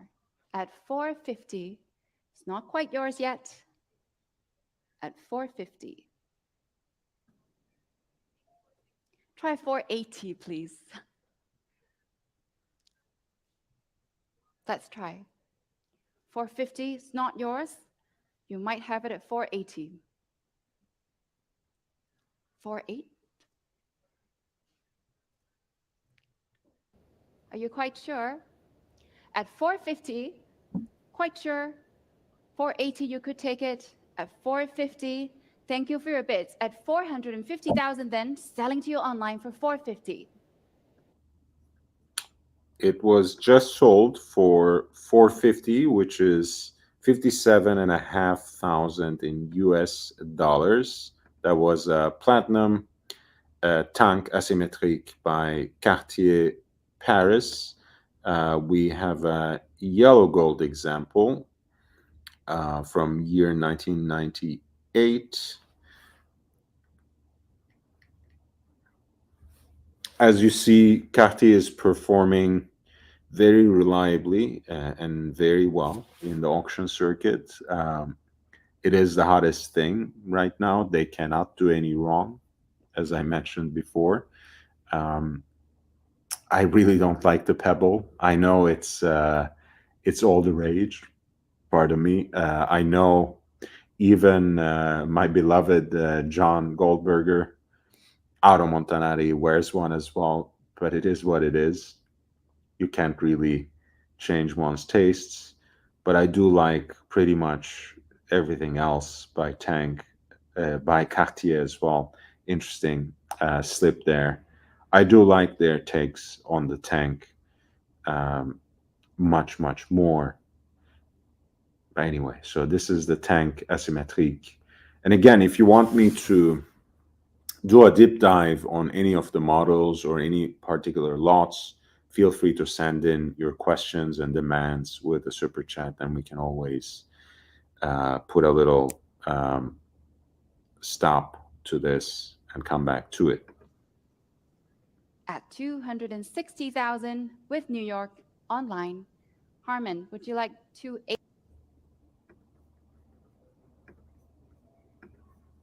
Harmon's not bidding anymore.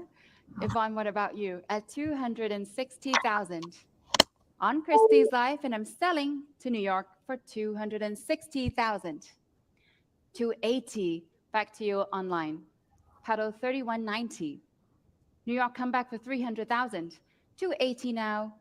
It's with Christie's Life. 300,000 back to New York. At 300,000 now, holding with New York, looking for 320. Nice. Yvonne, at 300, ahead of you. No more? Quite sure? At 300,000 then, I'm selling to Christie's Live in New York for $300,000 unless I have a higher bid. At 300,000 then, are we all through? At 300,000, 320 just in time. 320 now. New York come back. Next bid is 350. At 320. New York come back. 120,000. New York, last call at 320,000, selling to Christie's Live Paddle 3190 for $320,000. Last chance at 320. Wonderful. So this sold for almost 41,000 US dollars for Cartier tank asymétrique from 1998, Paris, looked like a full set in great condition. Now you have platinum. Um, yeah, it's a Cartier extravaganza. These few lots back to back. This is a tonneau shaped case, very distinct. Think of it much more elongated version of the more iconic Tortue. Not quite the baignoire they also have, which is literally shaped like a bathtub, or, you know, in a shape that is inspired after the bathtub. You might think it's very seductive and beautiful. I think it's one of the less interesting designs by Cartier. This one I don't mind. I am into these sorts of, uh, roaring 20s, early 30s type of designs. I mean, I'm a fan of the Reverso, so you can guess as much. This one has sold at the hammer price, which was 55,000. So a little more than 7,000 in yellow gold, which will probably prove to be a decent deal. Here you have a 2005 Cartier Paris, same case shape, but a dual time watch, which adds a lot of interest to it. Um, the dual time executions of these sorts of Cartier watches have always been quite popular. This is a reference 2805H in pink gold from Cartier Paris, with comes as a full set, more or less, matching déployant clasp, certificate, product literature, presentation box, outer packaging, so on and so forth. The bid is already at 50,000 Hong Kong dollars. 55 Singapore, you take it. 55,000 now. New bidder joining us in Singapore at $55,000. At 55,000 Hong Kong, would you like to come back? At 55,000, ahead of you Hong Kong, and ahead of you in the UAE at 55,000. Any further advance? At 55,000 then, selling to Singapore for 55,000. Last chance at 55,000. So to you, Singapore at 55,000. Paddle is 3156. All right, the dual time sold right around the same price as the yellow gold one, which is right above 7K in US dollars, of course, before taxes, dues, other fees associated with the customs, as well as the buyer's premium. But still, probably will prove to be a decent deal in time, because the Cartier market is not crashing.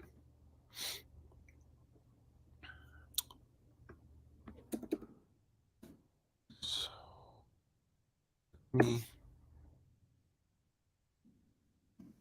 send this out. Since we are doing this, we might as well advertise it. So I'm sending it out on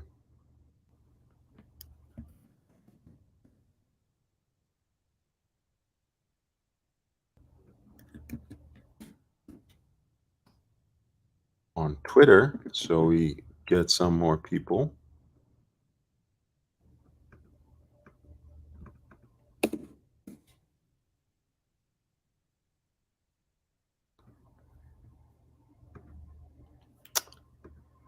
Thank you, baby girl.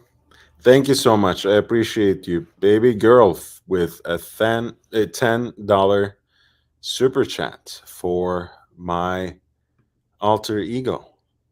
And it's a good boost for my ego as well. Thank you. Thank you.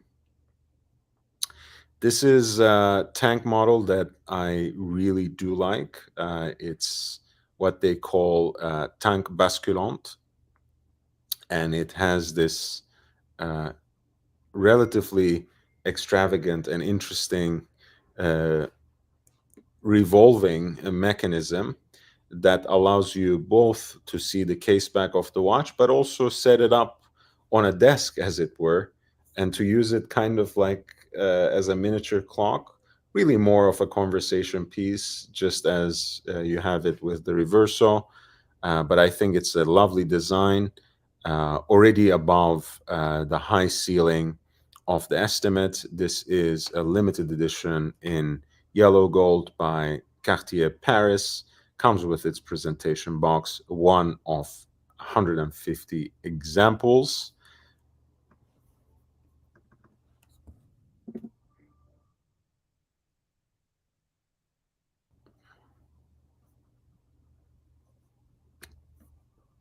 Yvonne?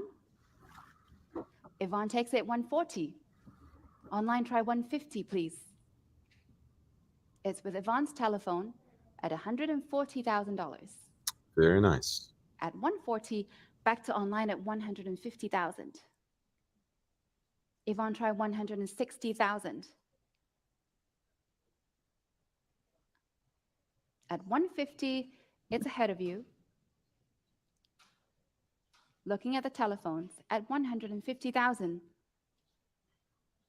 Anyone joining us from Christie's Live at 150,000? It's holding with the UAE online at 150,000. 160, back to Yvonne. 160 now, not yours online. Try 170. At 160,000. And thank you, Love Maldives. I'm glad you were able to tune back in. I know you have to go. I know you are very busy today. No worries. Thank you so much for your PayPal contribution. I do appreciate you, and thank you for reminding me. I mean, I don't, for better or worse, I don't have any business in Hong Kong, so I do not really know the time difference. I didn't even realize that this one had started.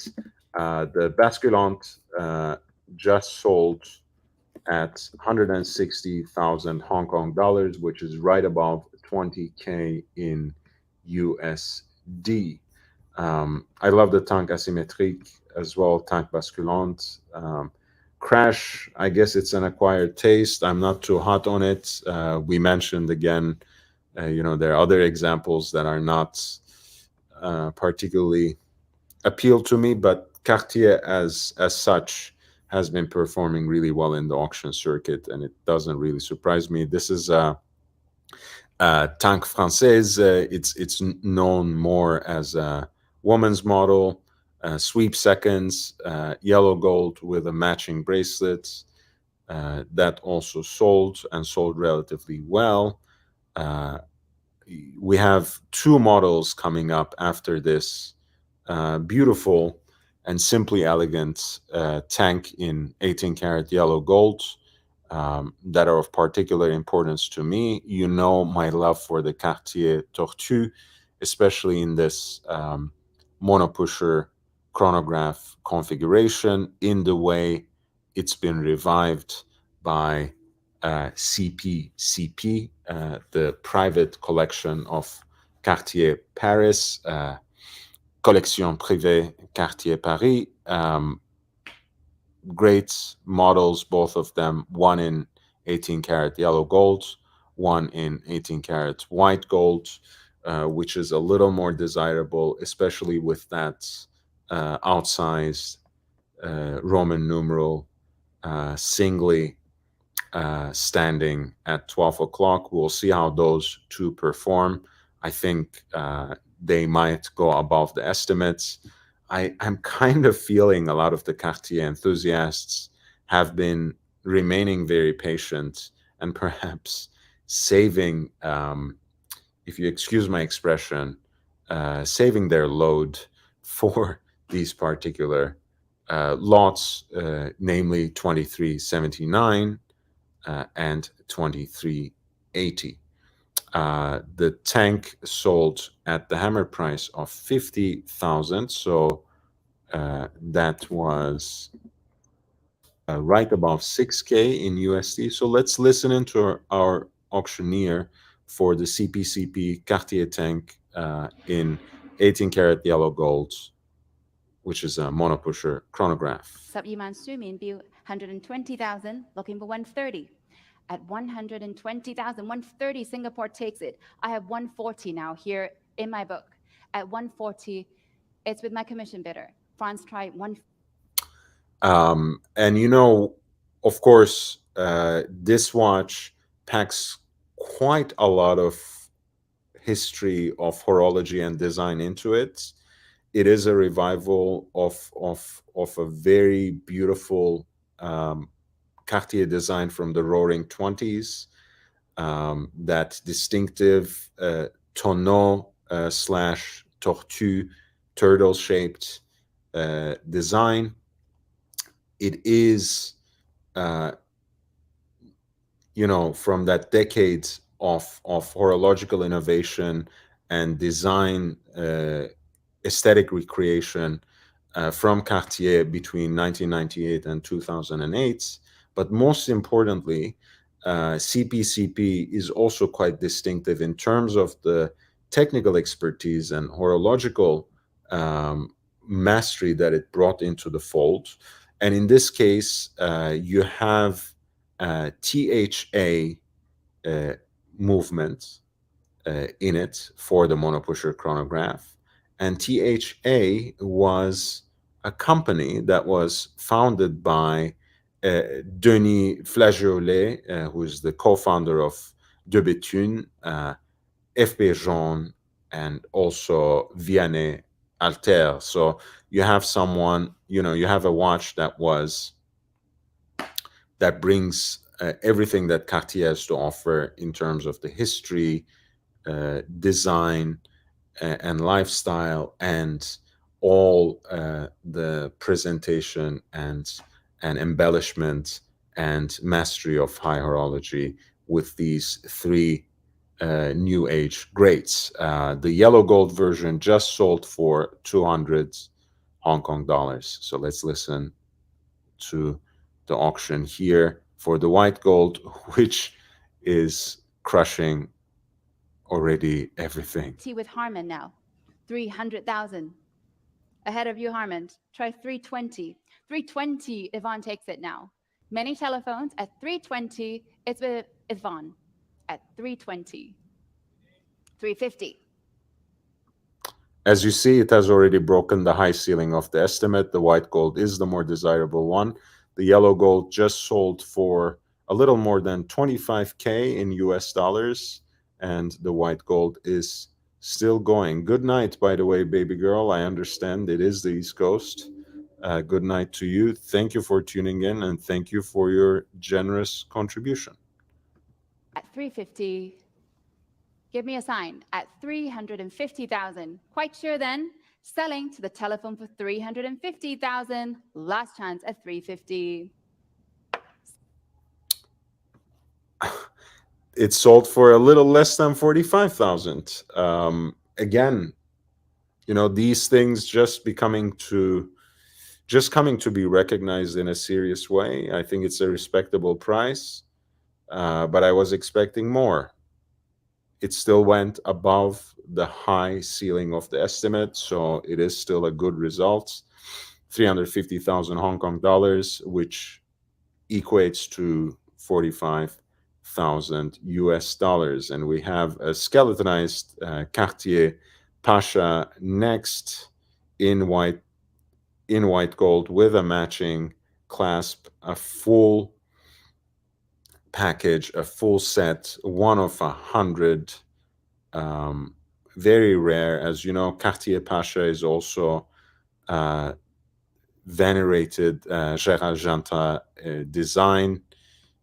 So this should also sell for a respectable amount, and we are already at 180,000 Hong Kong dollars. 180,000. Last chance at 180,000.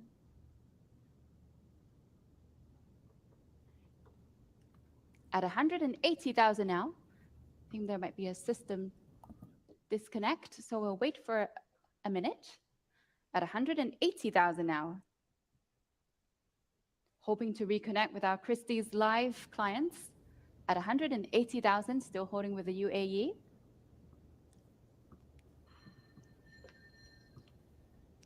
At 180,000 now.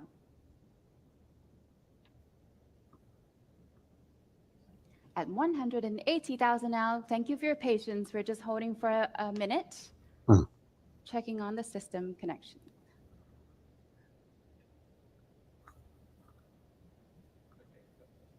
Okay. So we continue at 180,000 now with the UAE, and I'm selling.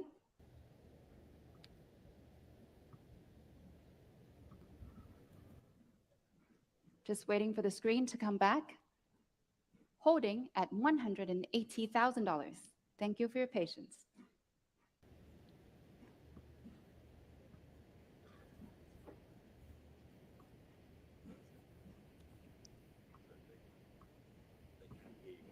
Okay. Yeah.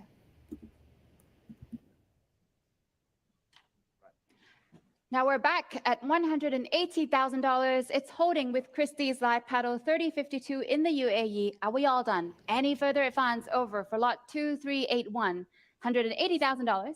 Selling to you UAE for $180,000. Last chance at $180,000. Sold $180,000. Paddle is 3052.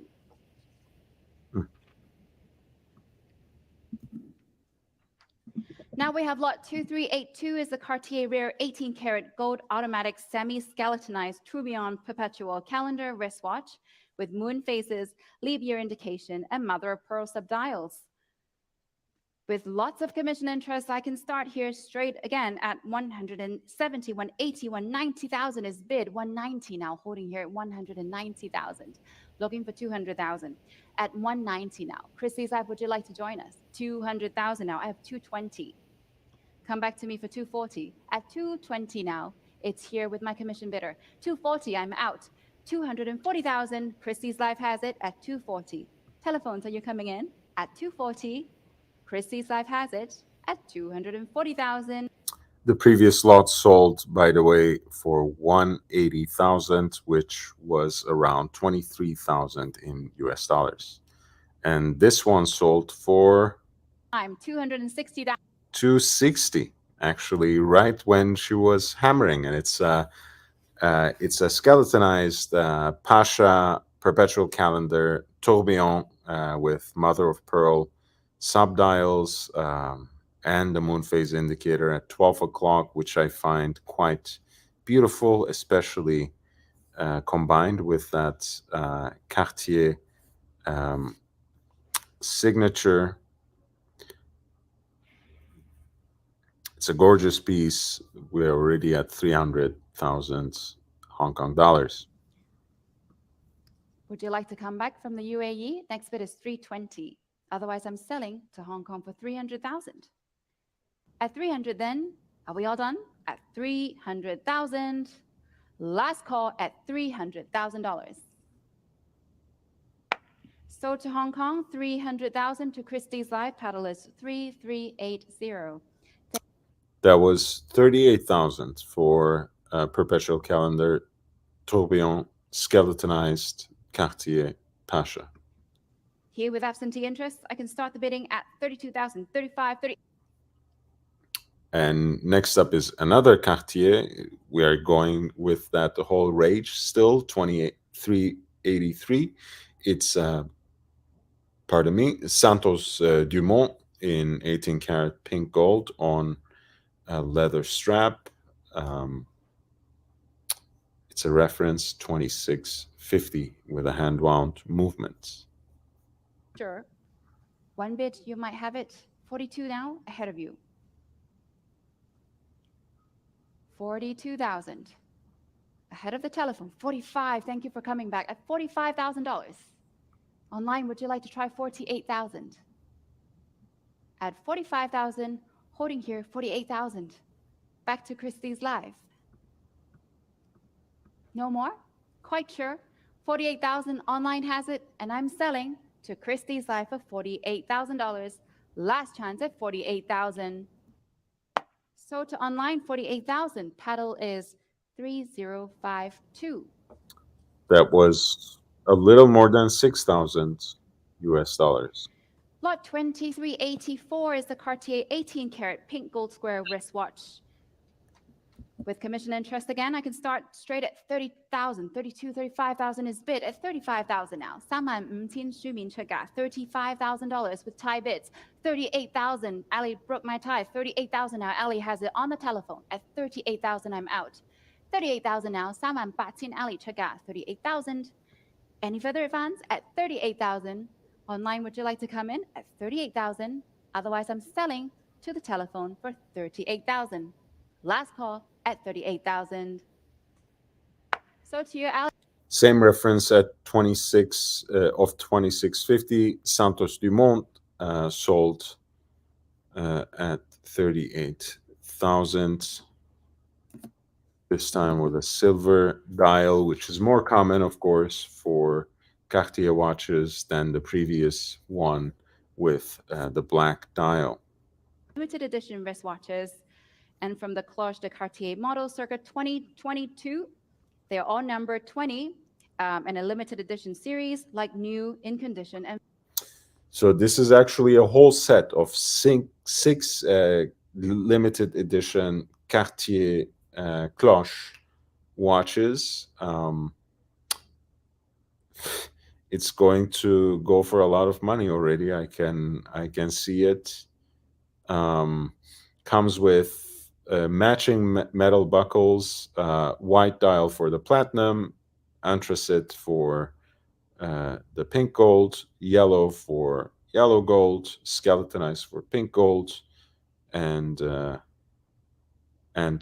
platinum skeletonized as well. So 6 different pieces, matching buckles, full set loop, 15 various straps, and 2 presentation boxes, as well as all the outer packaging. Apparently, all are number 20 of a limited edition, which is now at 1.7 Hong Kong dollars.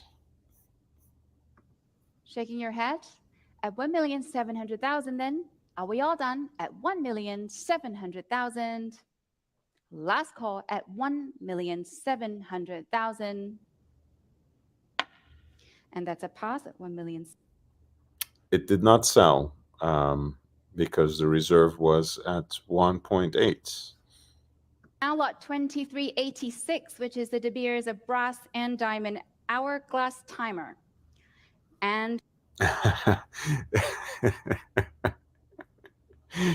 I'm sorry for laughing. This is an hourglass that actually has a cascade of almost 2,000 natural rough diamonds. It's fascinating. It's beautiful. Why not? I don't wanna hate on it. It's really feeling like the ballroom of the Titanic at this moment, but what can you do? It is an auction. We're covering it. It's all good. So 60,000 already. Let's listen in. 65. 70,000. Bob takes it. New telephone, $70,000. 75 with Harmon. At 75,000 with Harmon. Try 80 online, please, Bob. No more? At 75,000, 80,000 back to Christie's Live. Harmon, give me 85. Thank you. 85,000 back to the telephone. Online, try 90. 85 now, ahead of you online. And I'm selling to the telephone for 85,000. Online, would you like to try one more? Otherwise, I'm selling to the telephone 90,000 just in time. 90,000, you have it online. 95, back to the telephone. 95 now, with Harmon. 100,000. 100,000 with Christie's Life. Harmon. Try 110. 110,000. 110 now with the telephones ahead of you online at 110. At 110,000 with Harmon ahead of you online, and I'm selling to Harmon for 110,000. Last chance at 110,000. So to your Harmon, 110, paddle is 8081. Thank you, and thank you for bidding. Now we have. All right, that sold just a little more than $14,000, and now you have basically what is an Hermes branded and designed Gégé Lecoutre Atmos clock. As you 106. know, that is a desk clock basically, but a very unique mechanism that is wound by the changes and oscillations in temperature. It's an entire genre. People love it. This was a limited edition of 179 pieces, crystal globe from Les Cristalleries de Saint-Louis. 180 ahead of you. 190, I take online first. I have 200,000. 200,000 in the book ahead of you, on the telephone and online. Who's going to give me 220? 220, Switzerland, you take it. I have 240. Switzerland, come back to me. 240 is ahead of you. Try 260, please. 260 in the. And again, if you have any suggestions, any recommendations, any interventions, feel free to send in a chat, or better yet, super chat.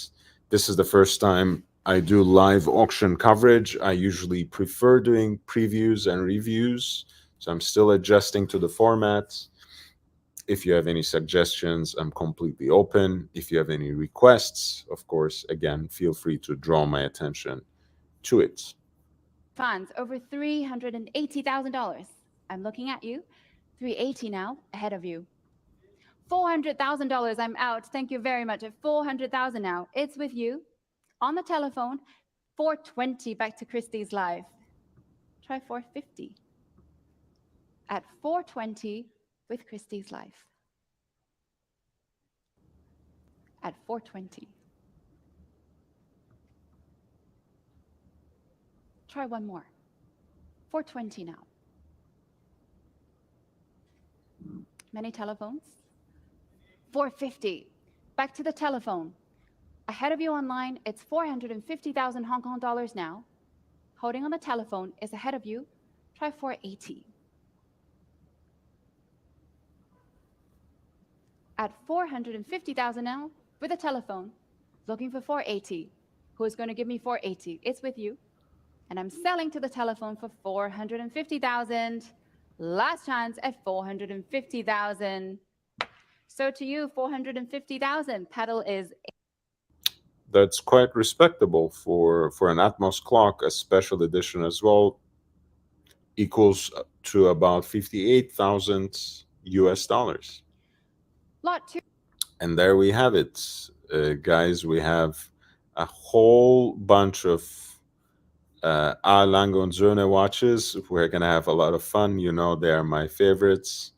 This is a beautiful white gold model with a gray dial from roughly 2009.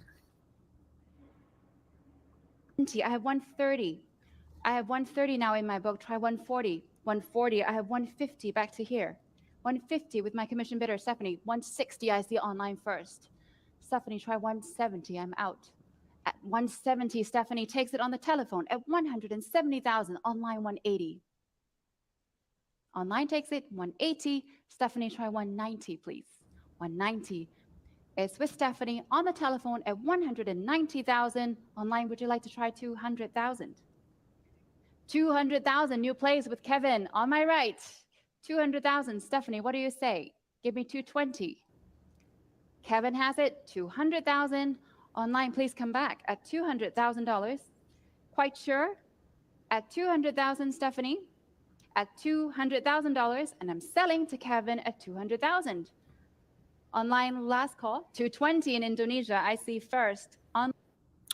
Um, of course, any Lange 1 from before 2015 still has the movement that is based on Jaeger-LeCoultre gear trains with dual spring barrel, which is indicated by the Doppelfederhaus script on the dial. For me, I actually love them quite a bit. I would even prefer them. But I do understand that people like the more modernized movements. That one, by the way, just sold for 240,000 Hong Kong dollars. So right around or right over 30K in US dollars, pretty respectable. But I wanted to explain that the more modern movement basically preserves the same 72-hour power reserve and adds the instantaneous date change with which people really like. For me, I like the connection. I like the Günther Blümlein connection that early Lange or earlier Lange has with Jaeger-LeCoultre. So I even prefer the pre-2015 Langes, Lange ones, I should say. But in either case, they're both great watches. Now you have another white gold with the Argenté dial, a limited series, and again, one that is early enough that it carries again the Doppelfederhaus script on the dial, which would indicate that JLC movement. That one also sold as we speak for 18 karat pink gold. 350,000 Hong Kong dollars, and that was almost $45,000. This is um, a little Lange one, so with 36 millimeter case diameter rather than 38 and a half. It's a soirée, which indicates the mother of pearl dial, and the bezel that is set with brilliant diamonds. And that was passed. That actually did not sell. Now we have Grande Lange one Luna Mundi, which is a limited edition of 101 pieces in pink gold. This is not only a large version of the Lange Lange 1 in 42 millimeters with a moon phase, but in fact a limited edition. So it's a lot more rare. I like the execution of the moon phase on these a little better. I think usually in the Comte Lange one later on, they carried it to the larger dial, to the hours and minutes dial. I think that's too much. It takes over the entire dial basically. This was a very nice limited edition version, which sold for 220,000, so $28,000. And now another fan favorite, 1815 up and down in platinum from right around 1999. So again, an an early Lange, a modern classic. Of course, the up and down refers to the power reserve indicator on the dial. Beautiful platinum Lange. Not coming in, quite sure. At 120,000 then. Are we all through? At 120 then, last chance. Very interesting. Full set platinum Lange. I know 1815, relatively simple model with the power reserve indicator, just sold for a little more than 15,000, of course, before taxes, customs dues, and other fees, and the buyer's premium. But that still is a great sign of how far uh, the market has gone down. Um, this is a limited edition next of a Grand Langematic Gang Reserve, so basically an automatic movement Lange with an enlarged 40.5 millimeter yellow gold case, power reserve indicator at 12 o'clock. Um, should be interesting to see how this one goes.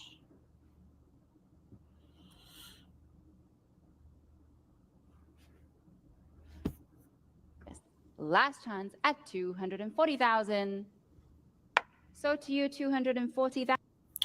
It was a limited edition made for Vempe, sold for 240,000, which is right above 30K. Now we have an early version of uh, A. Lange und Söhne's already legendary, iconic chronograph with in pink gold. Uh, this is a flyback chronograph. The early model is a 39 millimeter case, so a smaller, more wearable case, a thinner case. It does lack the power reserve indicator, but is therefore a little more elegant for that. I also like the Roman numerals on the dial, which really tie everything together quite nicely and beautifully. This is also Philippe Dufort's choice. So you have the safety of that, and that one actually sold at the hammer price of 380,000 Hong Kong dollars, which was above which was right below the lower estimate of the reserve. It was less than 50K as well. Um, Alan Gonzone Datograph again selling for less than 50K on an auction. Don't tell me the market is as healthy as ever again.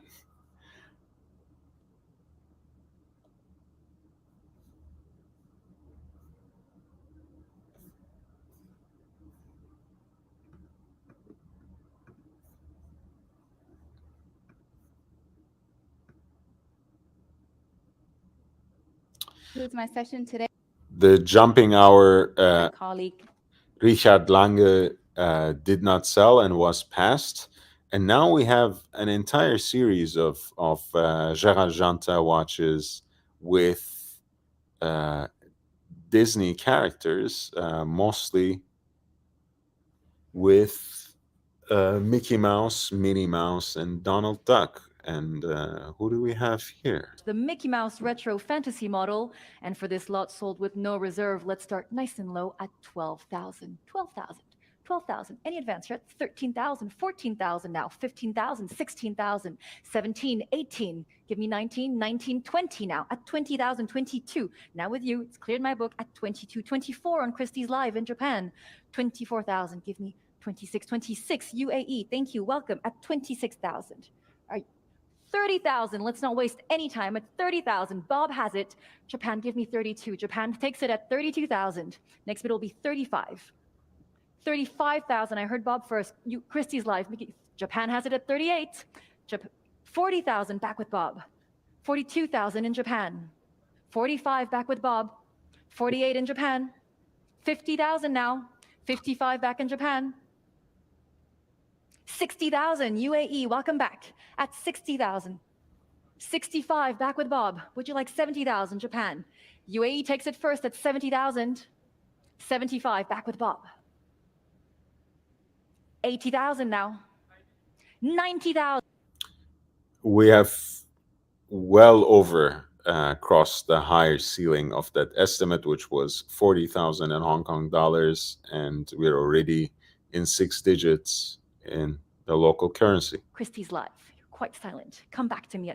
We're talking about, by the way, Mickey Mouse retro fantasy model from around 2002. So after the Bulgari acquisition of the Gérard Janta brand, a stainless steel 34 millimeter watch of the Mickey Mouse, sold at 100,000 Hong Kong dollars, which equates to almost 13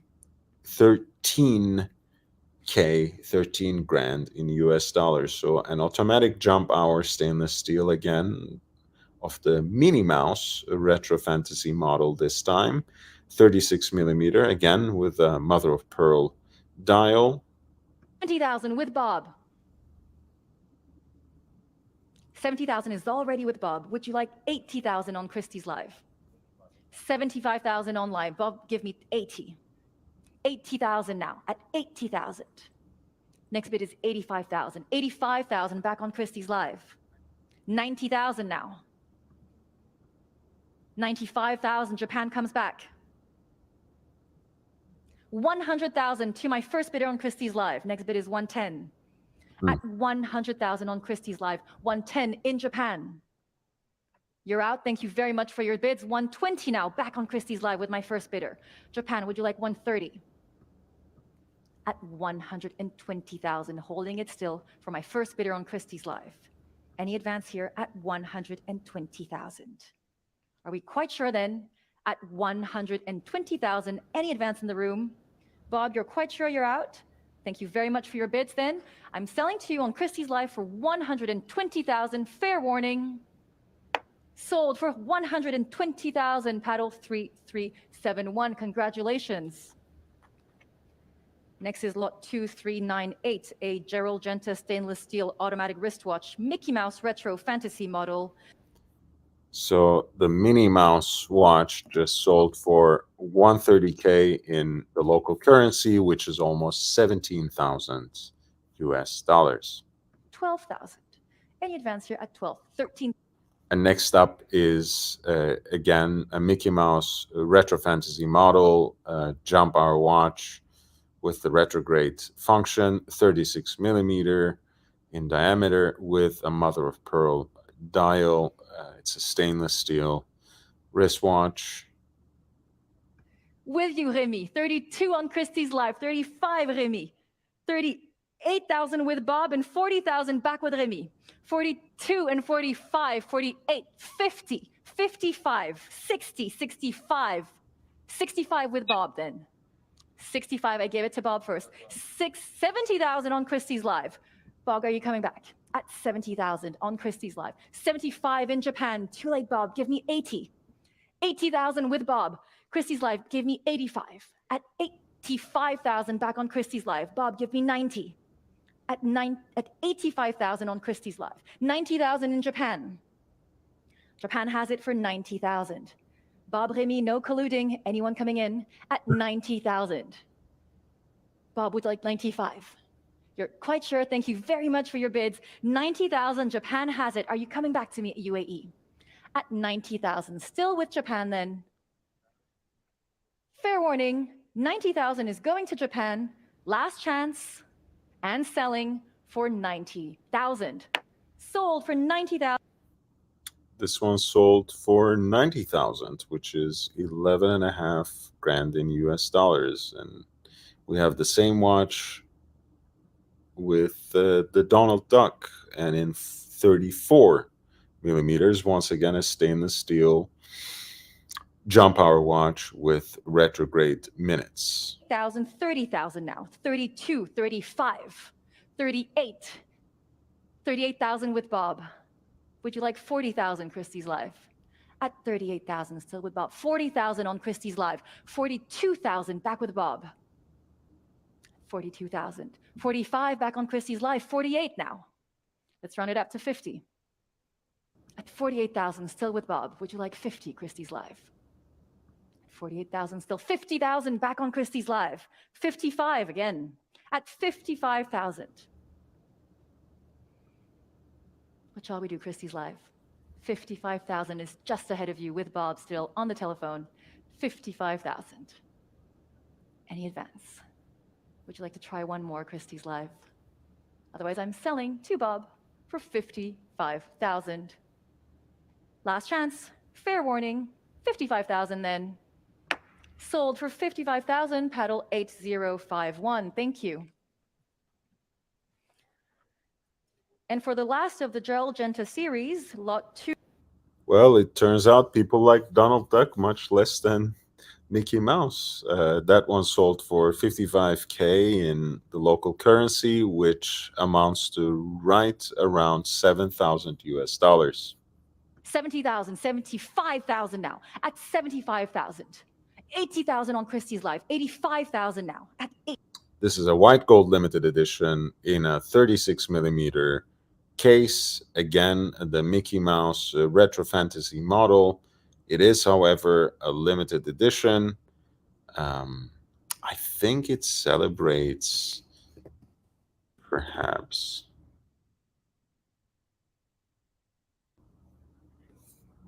it's one of 19. I'm gonna assume, seeing both the Hong Kongese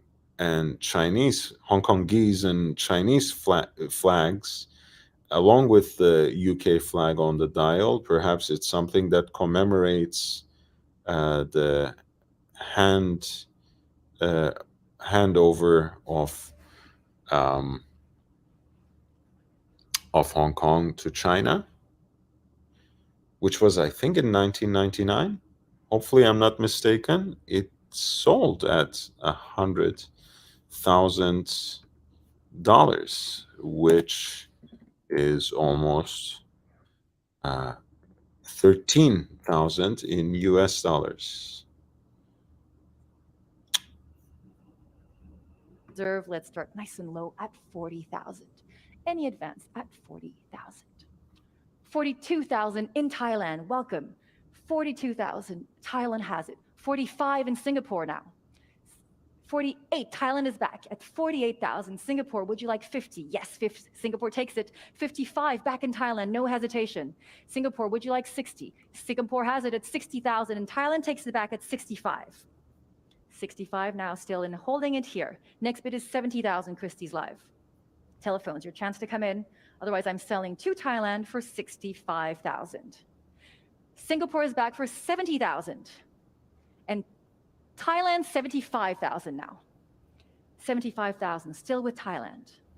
Any advance here at 75,000 and looking for 80,000 to challenge the Thai. Sometimes I don't have much to add, so don't mind me.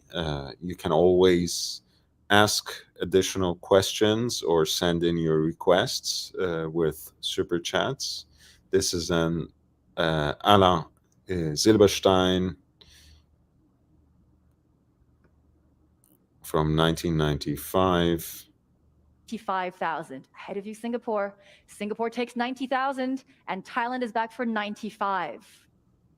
Thailand still has it for 95,000. Ahead of you, Singapore. Give me 100,000. One more might do it. 95,000 still. Are you quite sure, Singapore? Fair fight. Thailand has it then for 95,000 Hong Kong dollars. Last chance. Fair warning, Singapore. I'm selling to Thailand. Singapore is back for 100,000. Thank you. 100,000 still in Singapore. Thailand, what shall we do? Singapore has it for 100,000, and the next bid will be 110,000 if you wish in Thailand. At 100,000 still. Any advance here at 100,000? Thailand, give me a sign. At 100,000, still with Singapore. Last chance then, fair warning. I'm giving it to Singapore. Selling then for 100,000. Sold. Thank you very much. 100,000, paddle 3379. Thank you very much for your bids in Thailand. Next is 2402, a Gerald Genta titanium automatic chronograph wristwatch, the Arena model. And for this, That was, by the way, also another watch sold right around $13,000. Indonesia, 90,000 now, just ahead of you at 90,000. Next bid is 95 if you wish, Indonesia. Indonesia's back at 95,000, 100,000 now, at 100,000 still. Holding it here for 100,000. Would you like 110 in Indonesia? At 100,000. Ahead of you all still at 100,000. Selling then to my commission bidder, 110,000 Christie's Live. Thank you. Second bidder at 120 now. At 120. My two bidders on Christie's Live. Would you like 130,000? Otherwise, I'm selling to my commission bidder for 130,000 back on Christie's Live. Thank you. My book is cleared. You have it at 130,000. Indonesia, would you like 140?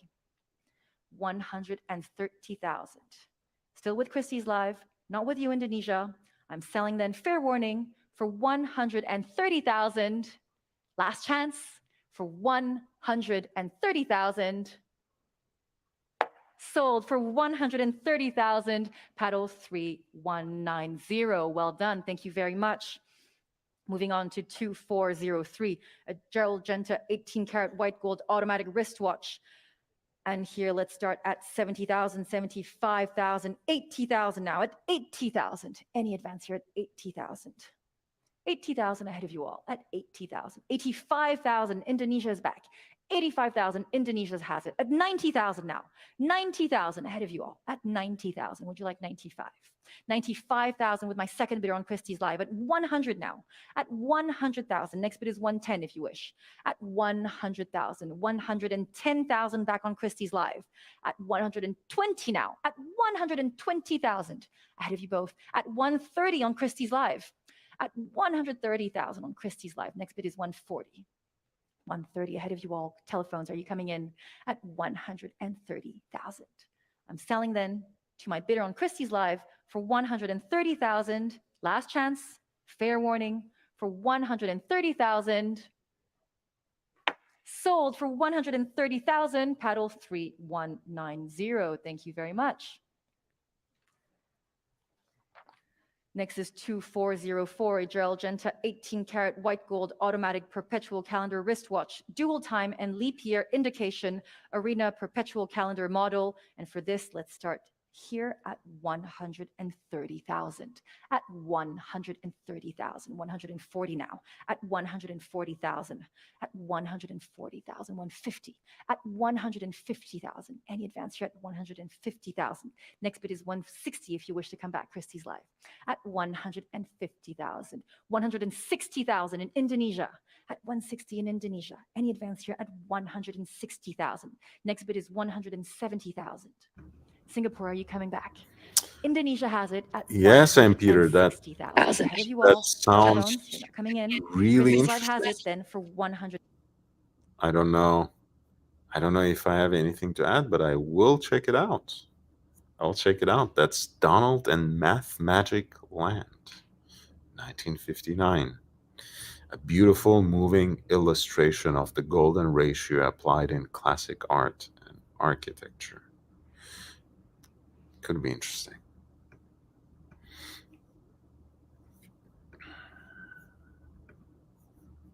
$80,000 now at 180,000, 190,000, 200,000 at 200,000, 200,000. Ahead of you all at 200,000, 220 now at 220,000. Any advance here at 220,000. Christie's Live, would you like 240? Holding it here for 220,000. Any advance? Over 240,000. Last chance then. Fair warning, 240,000 UAE, you're back. Thank you. At 240,000. Next bid is 260 if there's any challengers. Otherwise, I'm selling two Christie's Live in UAE for 260,000. New bidder on Christie's Live. 260,000 UAE. Come back to me. You could have 280 if you wish. 260,000. Come back to me at 280. 260,000. Holding it still. UAE. I'll hold 2 more seconds for you, otherwise I really must sell to my very patient bidder for 260,000. Thank you very much for your bids. Fair warning, last chance then for 260,000. Sold for 260,000, paddle 3. These Gérald Genta watches, quite complicated examples that we were talking about earlier in this show, have been selling for very respectable prices. This last one sold for 33,000, which was, as you can see, a platinum semi-skeletonized perpetual calendar watch.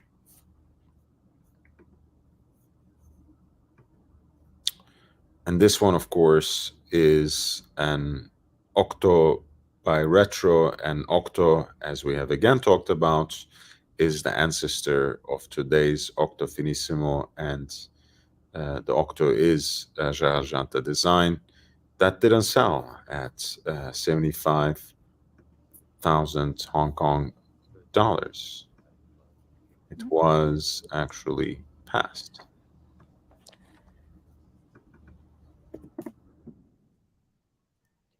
Let's reopen lot 2355. I'll give you a little bit of time to look back to your catalogs. Lot 2355. So that watch did not. Opening here at 26, 28, 30,000 now, at 30,000. Any advance here at 32,000 now, at 32,000. They went back in time, as you have noticed, to a little further back. I don't know why that was. It was one that was passed, I think. Perhaps it wasn't caught on, or I don't know. But it is going to be selling now.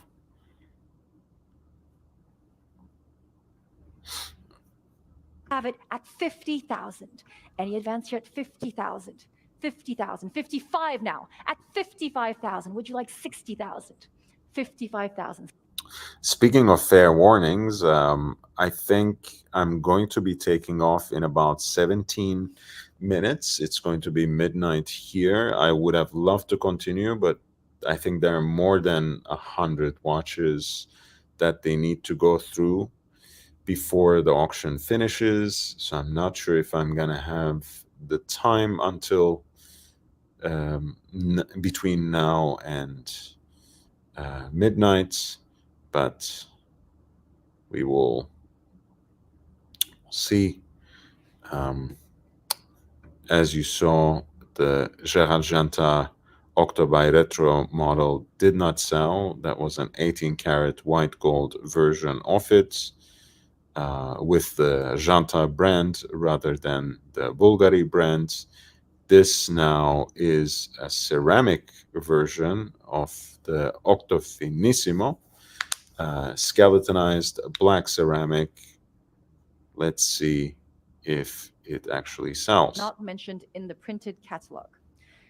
Let's open here at 130,000. 130,000 for lot 2407. 140,000 now at 140,000. Any advance here at 140,000. 150 now at 150,000. Next bid is 160 at 150,000. 150,000. Holding it here for 150,000. Any advance? 150,000. Next bid is 160 if you wish. At 150,000. Last chance then for 150,000. Are we quite through? For 150,000. And that's a pass at 150. It did not sell. Very interesting watch.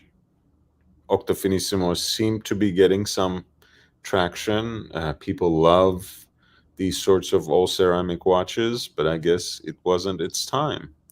So this is a MAD 1 Tribe model by MAD Editions or MAD Editions. Um, kind of Max Büse and friends on a budget. These were quite popular among all the watch journalists and also desired, I think, among other people as well. Let's see how this will go. Thank you very much for jumping in at 35,000 in the Netherlands. Dubai, would you like 38? Dubai is back at 38,000. Netherlands, give me 40,000. At 38,000 in Dubai still. Netherlands, would you like 40,000? Dubai has it Unworn. then. I'm selling to Dubai. Unworn condition. Netherlands, give me a sign. Otherwise, I'm selling for 38,000, not to you, in Dubai for 38,000. All right. That sold for almost $5,000, which is, I think, well above the tag price. It was more like a 4,800 US dollars.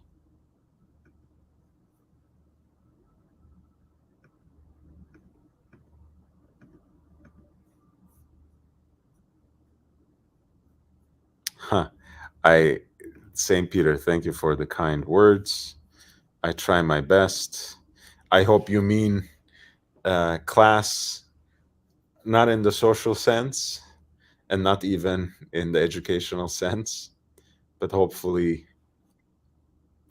in the sense of some distinctive appearance. Let's put it like that. Thank you. I appreciate your kind words. 100,000, at 100,000, 110,000 now. At 120, at 120,000, ahead of you all still. At 120.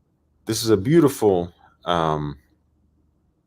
perpetual moon platinum H. Mosa company watch.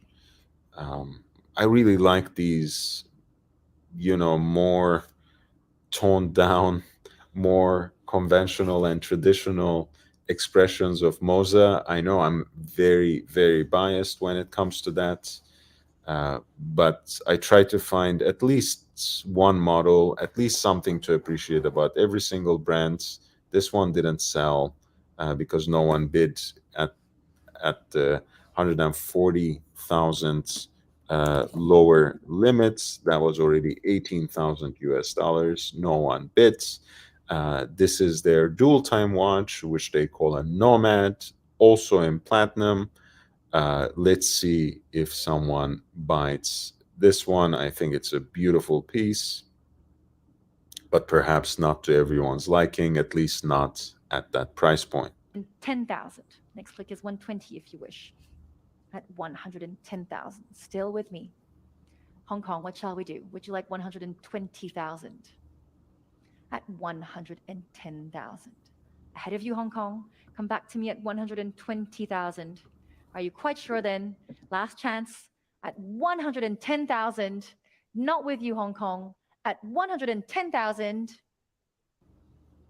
That's a pass at 110. That didn't sell either. Now this is a very exciting one. It's a white gold limited edition Daniel Roth in the traditional ellipso curvex shape. We have been talking about Daniel Roth quite a bit today, since LVMH is in the process of reviving it in the Louis Vuitton watch manufacturer. And this is really a version of Daniel Roth that carries the DNA of Breguet that Roth himself took part in establishing in modern time and carried over to his own brands. A watch with moon phase and a power reserve indicator in that classic wristwatch aesthetics, right around from 2000. It sold for 100,000 Hong Kong dollars, which was right around 12 and a half in US dollars. I think that's a beautiful watch. Um, Very well deserved price. I'll try to keep my mouth shut while the Richard Mille RM023 is being auctioned. 900,000. CC, would you like 950? At 900,000. Still with Remy at 900,000. 950,000 now with CC. Yes, it's with you, CC, at 950,000. Remy, do you want 1 million? 1 million Hong Kong dollars back with Remy. CC, would you like 1,100,000? At 1 million Hong Kong dollars, holding it here still with Remy. Would you like 1-1? Give me a sign at 1 million. It's not with you, but it could be for 1,100,000. Remy is telling me to sell. Are you quite sure then? For 1 million, last chance, CCI must sell for 1 million. I'll take 1,050,000 at 1,050,000. Next bid will be 1,001,000. At 1,050,000 with CC.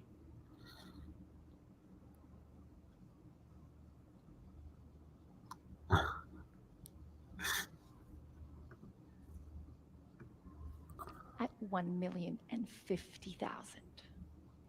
1,100,000 back with Remy. CC, give me 1,150,000.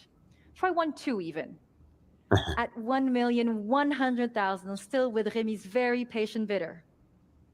At 1,100,000. Christie's Live, feel free to jump in. At 1,100,000. Thank you very much for your bid. It's going to you, Remy, unless there's any bidders in the room. At 1,100,000 and selling. Sold for 1,100,000. Congratulations, paddle 8032. Thank you very much.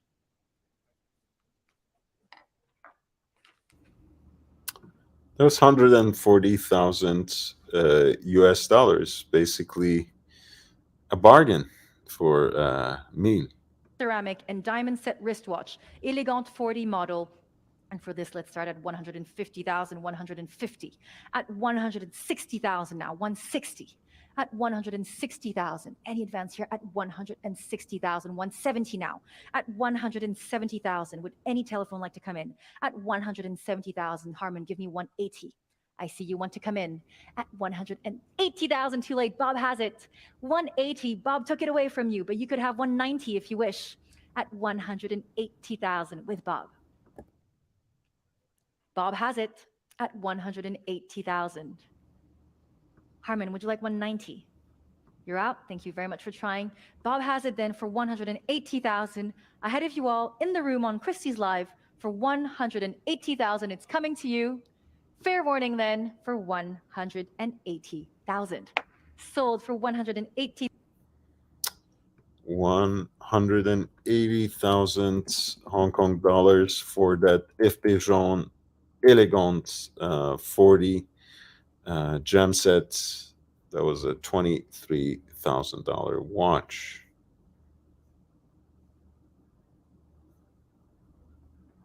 Another Anyone coming in at 280, 300, Elegant, at 300, which has at 320,000. Would you like 350? a more At intricate kind of 320,000. gem setting, diamond Yes, and sapphire. At 320,000. Yes, I'm holding it for you for 320,000. Is your connection coming? And of course, the earlier model was stainless steel with single rows of brilliant diamonds flanking the case on each side, whereas this is a lot more intricate in terms of gem setting with sapphire and diamonds all over the place, including the center of the dial. So it should be interesting already at 350,000 Hong Kong dollars. The buyer's premium. The next bid is 380,000. Are you quite sure? At 300. What I'm gonna do is, since I have about 5 minutes into midnight, I'm remembering the Iron Maiden song, the 2 minutes to midnight. Um, we're gonna go for these FP Jaune lots, through these FP Jaune lots. The Gemset Elegant 40 just sold for um, almost 45,000 US dollars. Now up for sale at lot 2416 is Platinum Chronomètre Souverain, which is the iconic FP Jaune model in so many ways. This was the watch that Francois Paul personally gifted to George Daniels, inscribing his admiration and dedication on one of the bridge plates. Um, I think it's their most beautiful and most elegant watch, platinum with a silvered dial. This model is from right around 2006. Um, let's see where we go with this. Already at 320,000 Hong Kong dollars. You took it away for 320. Then I'm selling. Last chance for 320,000. Sold for 320,000. Paddle 3192. Congratulations. That was 41,000 US dollars. Again, before dues, before fees, before tax, before the buyer's premium. But listen, I mean, these things were going for much more just a few months ago. Now we have a lot 2417, which is platinum, Octa Quantième Perpetuel, which is FP Jaune's perpetual calendar with an automatic movement, platinum case in 42 millimeter. These are gorgeous watches, very distilled and simple, beautiful expression of the perpetual calendar. Perhaps there's no moon phase. Yet again, there's so many examples of that. Some people are actually looking again for a more streamlined expression of this complication. This one just sold at 650,000 Hong Kong dollars, which was the lower end of that estimate, equaling an amount of 83,000 in US dollars. One of the last two watches that I will help present today. This is an FP Jaune Line Sport Automatique with the power reserve on the dial, kind of sports watch aesthetic in 18 karat pink gold by FP Jaune in 44 millimeters, a dark gray dial that plays along really well with the pink gold case. Would you like 850? 800,000. Still with Tiffany then. I'm selling to you, Tiffany, unless there's any advance in the room for 800,000. Last chance. Fair warning for 800,000. Sold for 800. And that was 102,000 US dollars roughly. And finally, Rare. we have a very rare pink, gold, and silver limited edition FP Jaune Tourbillon for the 30-year anniversary model, limited to 99 pieces from 2014.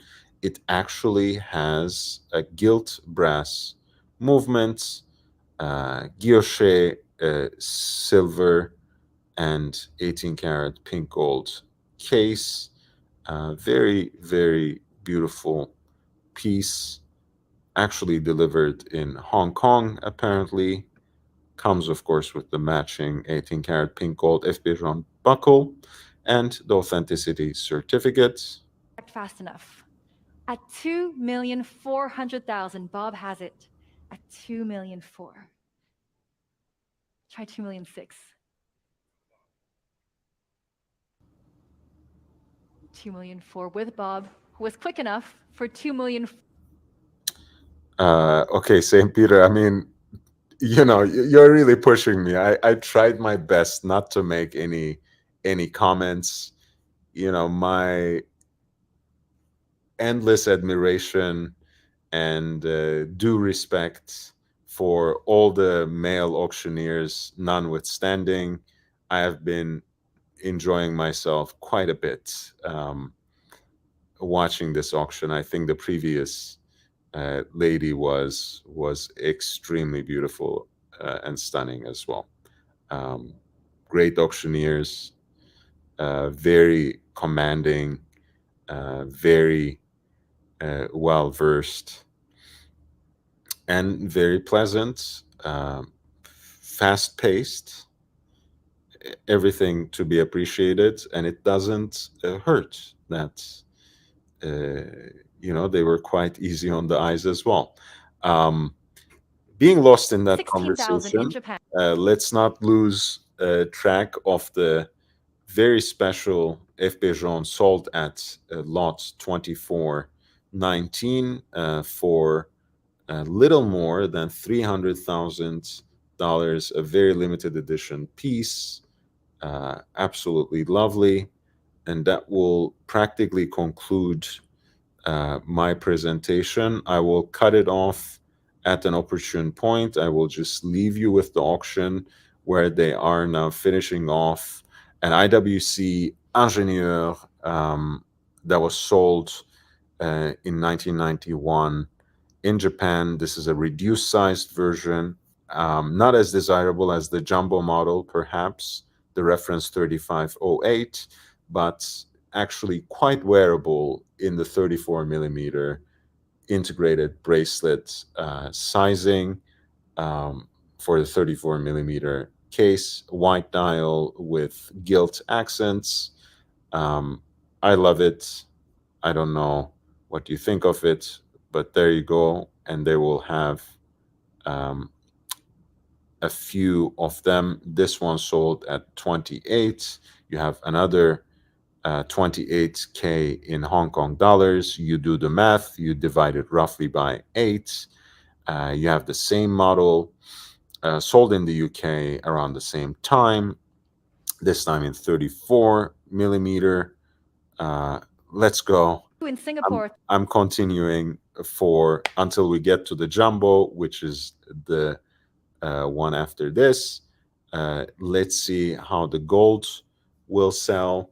I mentioned already the steel version of the reduced size sold for 28,000 in Hong Kong dollars, which was a little more than 3,500 in USD.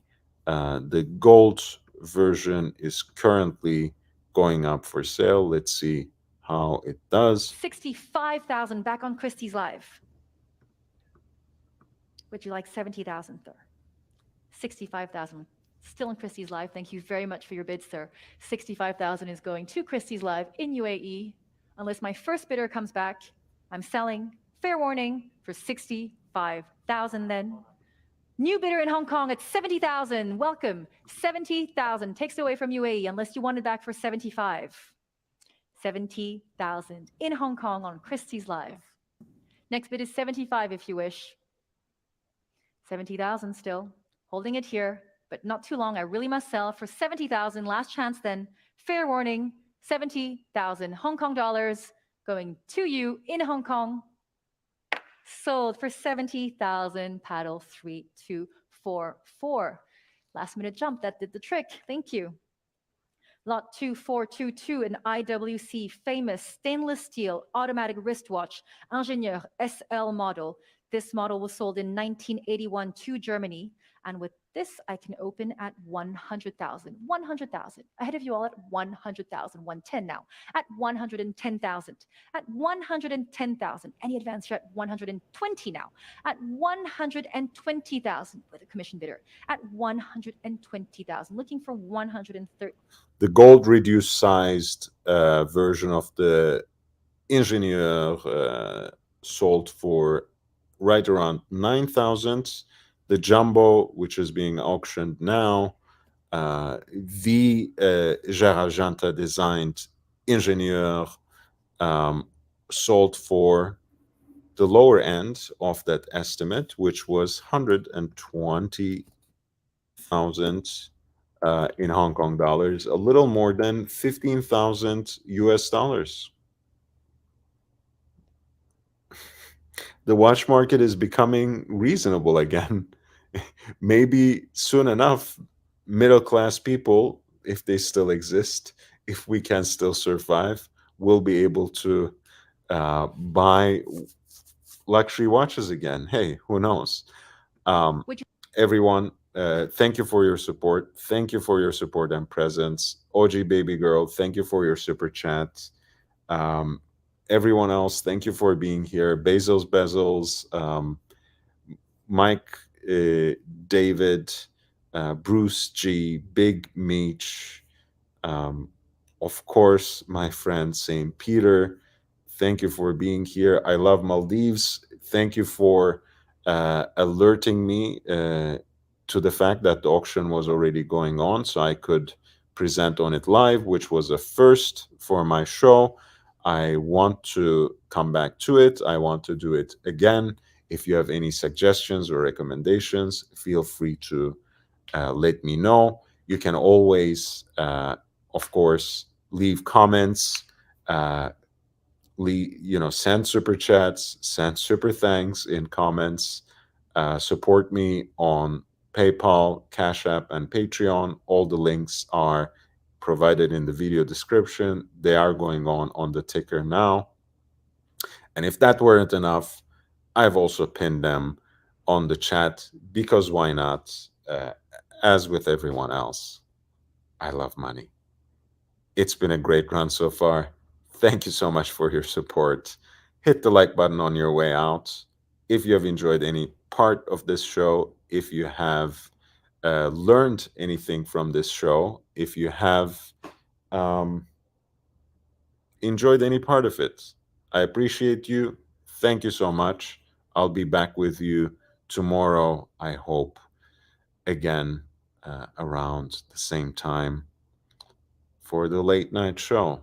The Late Show, live from Los Angeles. This is your host, Young Brando, signing out.